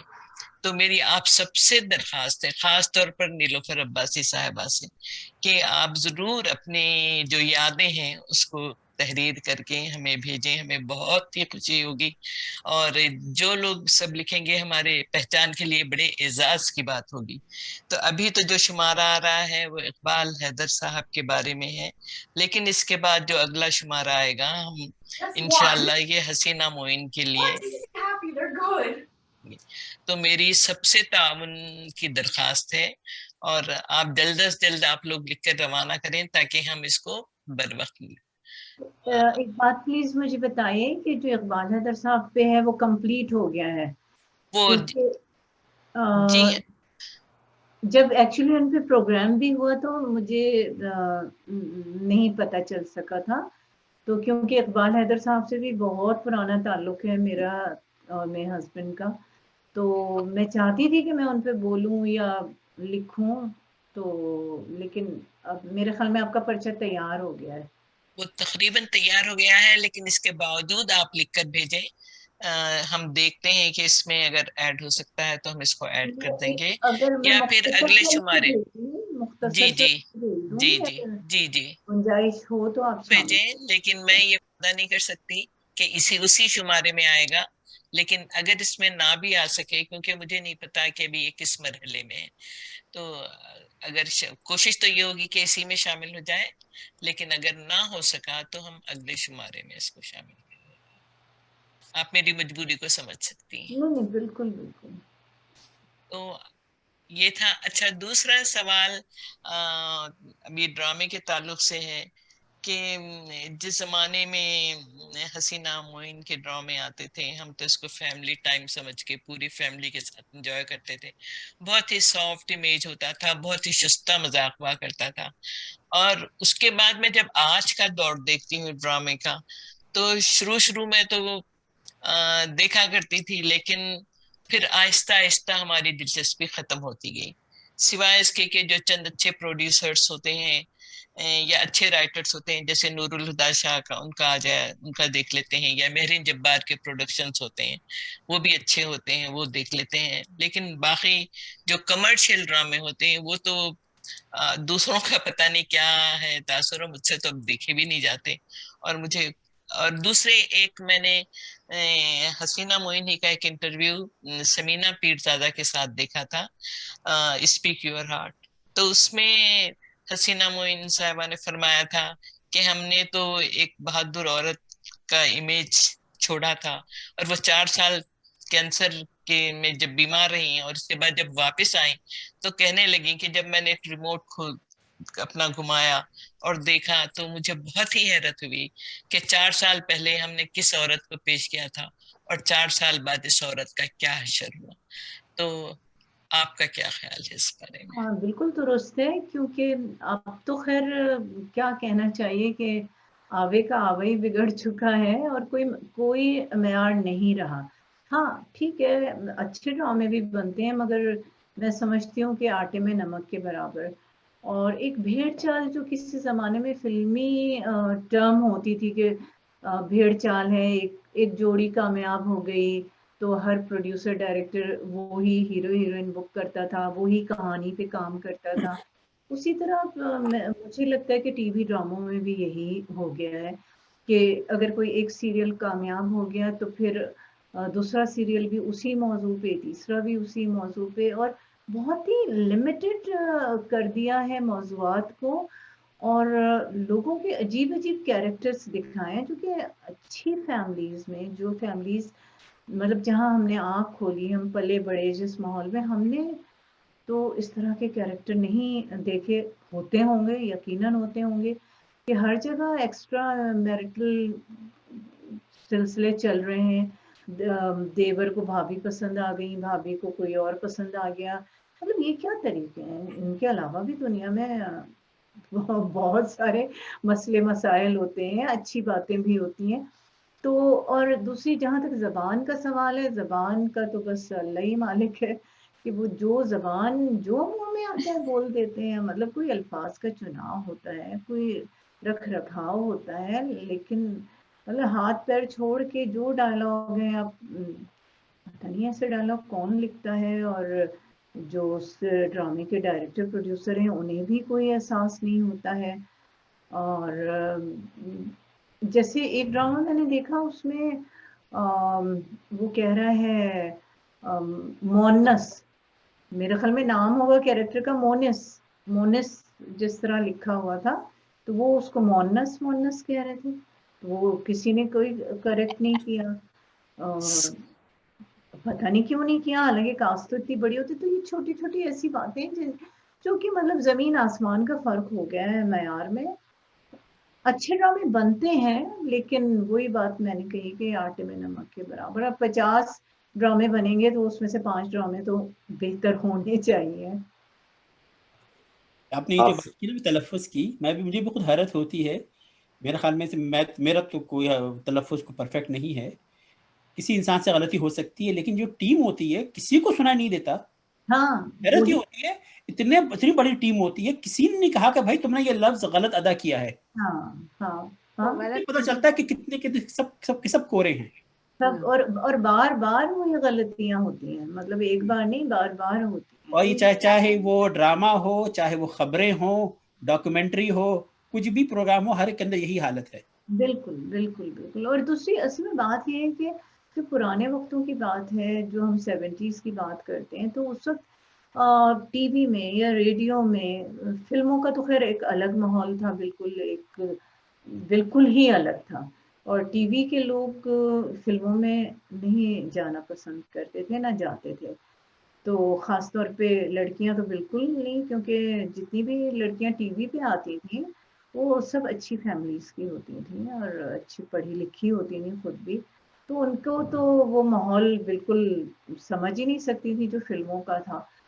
तो लेकिन रेडियो और फिल्म में बहुत, रेडियो और टीवी और फिल्म में बहुत फर्क था। मगर आज जो है, आज का जो ड्रामा है वो फिल्मों से भी 4 हाथ आगे निकला हुआ है। हर किस्म की चीजें आपको उसमें देखने को मिल जाती हैं। तो आप जो कह रही हैं ना, सॉरी आपकी बात पूरी है जो मैं जी जी, आप जो ड्रामों के म्यार की बात कर रही हैं कि देवर और भावर और ये बहनोई और ये, मेरे ख्याल में मैंने तो नहीं देखा, हो सकता है ऐसे भी ड्रामे अब आने शुरू हो जाए कि भाई सास और दामाद और ससुर और बहू के भी दिखाने शुरू कर दें और फिर कहेंगे यार वो ड्रामे सच्चे तो वो थे, जिस तरह जवाल पजीर हो रहे हैं। और दूसरी बात, मैंने ससुर और बहू के मौजू पे एक ड्रामा देखा जो उसका नाम नहीं याद, लेकिन बहुत ज्यादा हैरत भी हुई और अफसोस भी हुआ कि वो ससुर बहू में इंटरेस्टेड थे। बहुत ज्यादा दलित मसला क्या है कि अब चीजें जो है ना वो सब कमर्शलाइज हो गई हैं। पहले सिर्फ काम वो लोग करते थे जिन्हें अपने काम से इश्क था, वो पैसे को कंसीडर नहीं करते थे कि हमें क्या मिल रहा है। जो भी मिल रहा होता था उसमें बड़े खुश होते थे और बड़ा अच्छा गुजारा भी उन लोगों का होता था। अच्छा, हम जैसे मैं अपनी बात करती हूँ, हमारा तो वो पॉकेट मनी होता था, क्योंकि हम कोई फैमिली को थोड़ी सपोर्ट करते थे, तो वो तो हमें तो बहुत ज्यादा लगते थे वो पैसे भी। लेकिन जो फैमिलीज को भी सपोर्ट कर रहे होते थे, उनकी फैमिलियां बड़ी ठीक ठाक तरीके से, मुतमईन तरीके से रहती थी। अब तो मैंने सुना है कि मतलब लाखों में पेमेंट होती है और एक अजीब भाग दौड़ लगी हुई है, और एक बस यही है कि जो चीज चल जाए, जो मार्केट में बिक जाए। अच्छा, वो कहते हैं कि जी ये डिमांड है, लोग यही देखना चाहते हैं। लोग कहते हैं कि आप हमें जो दिखाते हैं हमें वो देखना पड़ता है। तो अब पता नहीं कौन ठीक है और कौन गलत है। मेरे ख्याल में मास्टर जब जवाल पजीर होता है और हर चीज में नीचे जा रहे हैं तो यकीनन ड्रामों में भी जाएंगे। और जहां तक जबान की आपने बात की, मुझे याद है आपके बेटे वजाहत से मेरी एक दफा बात हो रही थी ऐसे ही, तो वजाहत कहने लगा कि जब कमर अब्बासी साहब मरहूम जिंदा थे तो कहना, जब हम लोग कराची जाते थे और रेडियो में कुछ चल रहा होता मैं बंद कर देता कि वो जबान इतनी, मकसद एक तो तलफ़्फ़ुज़ से छोड़े, अल्फाज जो थे वो उनको जाके लगते थे, तो वो जब मैं बैठता था मुझे मालूम है मेरे वालिद को ये अल्फाज पसंद नहीं आएंगे, जैसे गोली और उल्टे जो बाजारी जबान टाइप की अब रेडियो टीवी पे आते हैं, तो कहना मैं रेडियो बंद कर देता था गाड़ी में कि मुझे मालूम है कि अब्बू को पसंद नहीं आएगी। लेकिन बहरहाल हर चीज नहीं, अब हम कितने मतलब आम आसानी से बोलते हैं क्या पंगा कर रहे हो। हाँ जी हाँ, वो ये बड़ा मायूब समझा जाता था कि ये क्या लफ्ज़ वो, या जैसे कि भाई क्या बोल रहे हो। तो मेरी खाला, मुझे याद है कि वो कहती थी ये तुम कौन सी जबान बोल रही हो, क्या बोल रहे हैं नहीं कहते हैं, क्या कह रहे हैं, क्या कह रही हैं। ये बोलना जो है ना, ये बम्बई वालों की जबान है, वो सब ये कहा करती थी। तो वक्त के साथ बहुत कुछ बदल गया है और ड्रामे भी एकदम कमर्शियलाइज्ड हो गए हैं, बस जिसमें पैसे बने, जो पब्लिक को पसंद है, बस उसी के मुताबिक उनके मिजाज को देख के बनता है, देखिए बस पैसे कमर्शियल तो بہت چیزیں ہیں ہاں لیکن یہ کہ کمرشلزم کا ایک معیار ہوتا ہے, جیسے یہاں پہ بھی ہے کمرشلزم کا ایک معیار ہے. افسوس کی بات یہ ہے کہ وہاں پہ کمرشلزم کا بھی کوئی معیار نہیں ہے, کوئی معیار نہیں. کیونکہ ہاں یہاں پہ بھی کمرشل ہونے کے لیے آپ کو بہت سے مراحل سے اور بہت سے امتحانوں سے اور بہت سے تعلیمی مراحل سے اور تربیتوں سے گزرنا پڑتا ہے, پھر آپ بن سکتے ہیں کمرشل, چاہے ایون آپ ایکٹنگ بھی کر رہے ہوں یا لکھ بھی رہے ہوں. تو لیکن یہ کہ وہاں تو اس پہ کوئی ظاہر کوئی ادارہ بھی نہیں ہے, کوئی چیک اینڈ بیلنس بھی نہیں ہے. اب یہ جو تلفظ کی آپ نے بات کی, میں نے خود سنا ہے فواد خان کے منہ سے ایک ڈائلاگ لکھا تھا کہ حالانکہ ذرا سی بھی جس کو ظاہر جن لوگوں کا اردو کا بیک گراؤنڈ نہیں ہے وہ اس چیز کو نہیں سمجھ سکتے. ایک ڈائلاگ لکھا ہوا تھا, جس کو زبان آتی ہے وہ سمجھ جائے گا, اگر غلط بھی لکھا ہوتا ہے تو انسان اپنی عقل سے کیونکہ اس نے وہ لفظ پڑھا ہوتا ہے سمجھ لیتا ہے. ڈائلاگ تھا کہ شرم سے دوہری ہو رہی ہے, انہوں نے اسے پڑھا ہے شرم سے دھرری ہو رہی ہے. تو اب ظاہر ہے کہ ان کا جو ڈائلاگ ہے, جو داستان ہے ڈرامہ, اس میں ہے ان کا یہ ڈائلاگ. تو ہاں, اور یہ کہ اس میں شروع میں ایک حصہ ہے جس میں اقبال کی ایک بہت مشہور نظم پڑھی جا رہی ہے, تو پڑھ رہی ہیں ہیروئن جو ہیں اور وہ آتے ہیں, اور تو لیکن یہ کہ دونوں کا تلفظ بس کیا کہا جائے. اور تو بس بہرحال کیا کہہ سکتے ہیں. میں نے اس معاملے پہ ایک انٹرویو کیا تھا ایک خاتون سے جو ہم ٹی وی میں ایک بہت بڑے عہدے پہ فائز ہیں اپنے پروگرام کے لیے, کہ آپ لوگ تلفظ پہ کیوں زور نہیں دیتے. تو انہوں نے ظاہر سوال کا کوئی تشفی بخش جواب نہیں دیا, اور اس کی وجہ یہ تھی کہ وہ لوگ جن گھروں سے آتے ہیں انہوں نے نہ اردو ادب پڑھا ہوتا ہے, اور انگریزی ادب مجھے نہیں پتا پڑھا ہوتا ہے کہ نہیں پڑھا ہوتا, لیکن اردو بالکل نہیں انہیں آتی, نہ انہیں سنی ہوتی ہے نہ انہوں نے پڑھی ہوتی ہے ٹھیک سے. تو جو انہوں نے سنا ہے وہی بولیں گے. اچھا, یہاں میرا ایک سوال ہے نیلوفر عباسی صاحب آپ سے. پاکستان ٹیلی ویژن پہ میں نے خود بھی دیکھا ہے, ایک زمانے میں آشوب چشم ہو گیا تھا, بیماری آئی ہوئی تھی, تو میں نے ڈرامہ پی ٹی وی کا ڈرامہ آنکھیں بند کر کے دیکھا تھا نا. اچھا, پورا سمجھ میں آ گیا تھا. جو ریڈیو سے جب ٹیلی ویژن پہ آئے لکھنے والے, انہوں نے ایسی کوئی ٹیکنیک نہیں اپنائی کہ جو کہ جدا ہو. وہ ڈرامہ سن کے بھی آپ پورا سمجھ سکتے ہیں, جو کہ میرے نزدیک کمزوری ہے. آپ کیا آپ کے خیال میں کہ ایسا نہیں ہوا؟ اور جی اور حسینہ معین کا جو ہے, کیونکہ کچھ کسی حد تک وہ فزیکل اس میں ایک آسپیکٹ آتا تھا, ان کی کامیڈی تھا, ان میں کچھ چیزیں ایسی تھی کہ جس کے لیے آپ کو آنکھیں کھول کے دیکھنا ہی پڑتا تھا کہ اس کے اندر جو اسکرین کے اندر کیا ہو رہا ہے, صرف آواز سے آپ کو گزارا نہیں ہوتا تھا.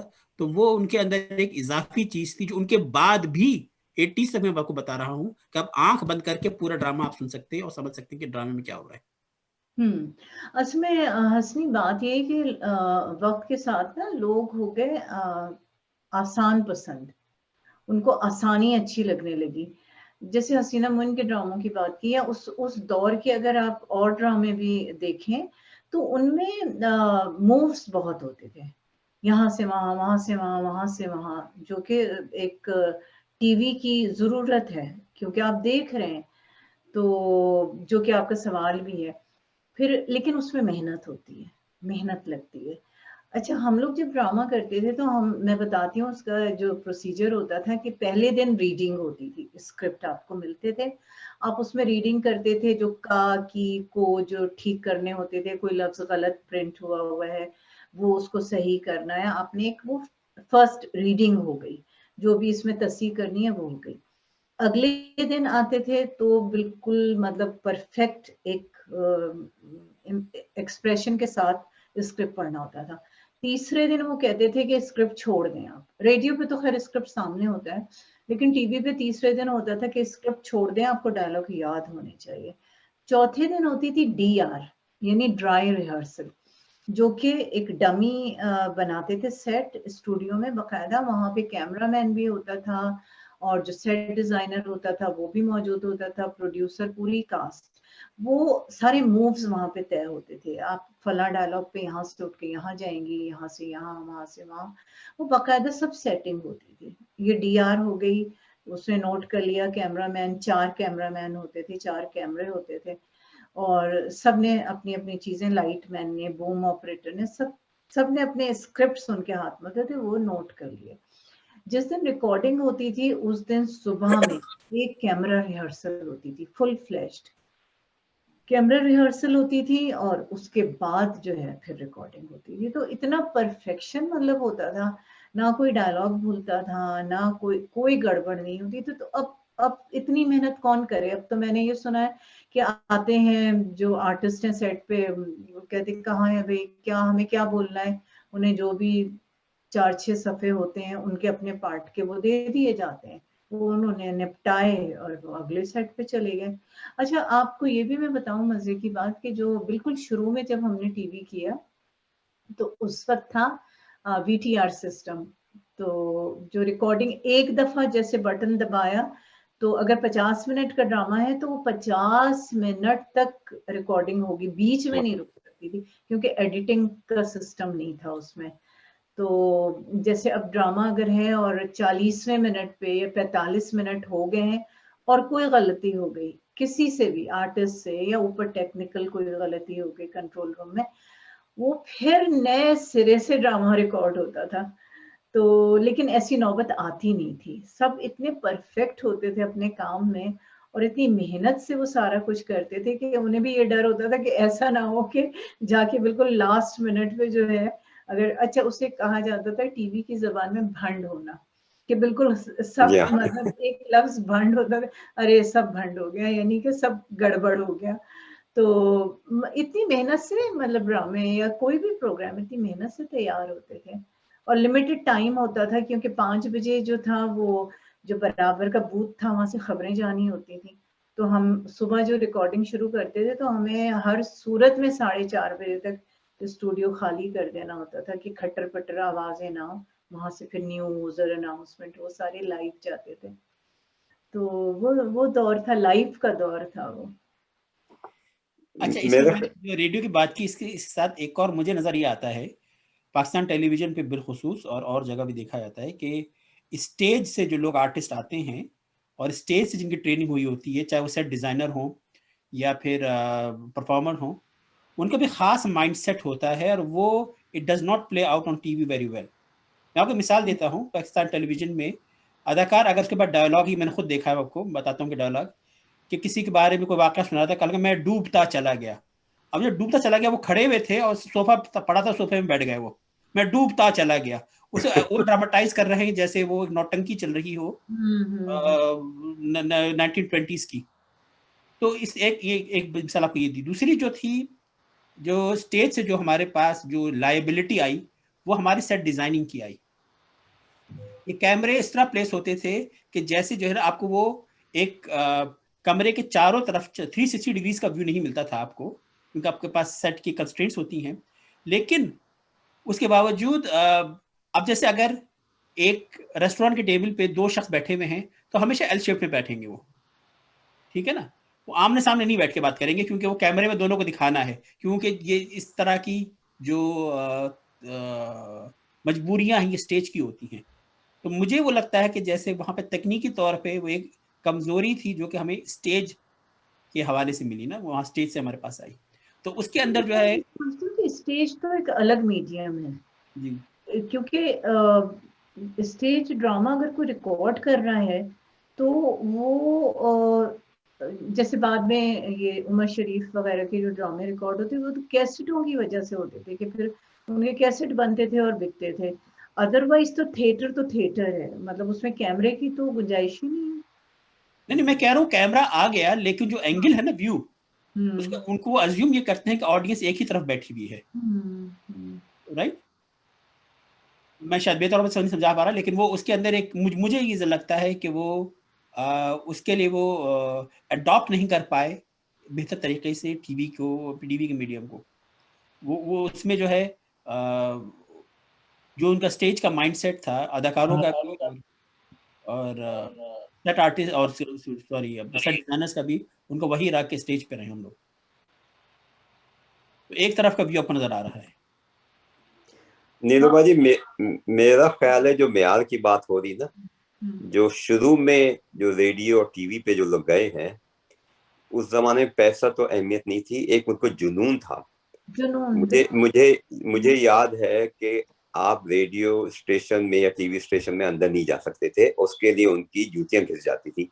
और वो ऐसा जुनून था कि आप किसी को भी देख लें, जो रेडियो पे गया, जो टीवी पे गया। अब ये है कि जी प्राइवेट चैनल्स हैं, किसी का कोई जानने वाला है, किसी ने पैसे दे दिए, इस तरह की। तो म्यार में तो खैर फर्क हो गई।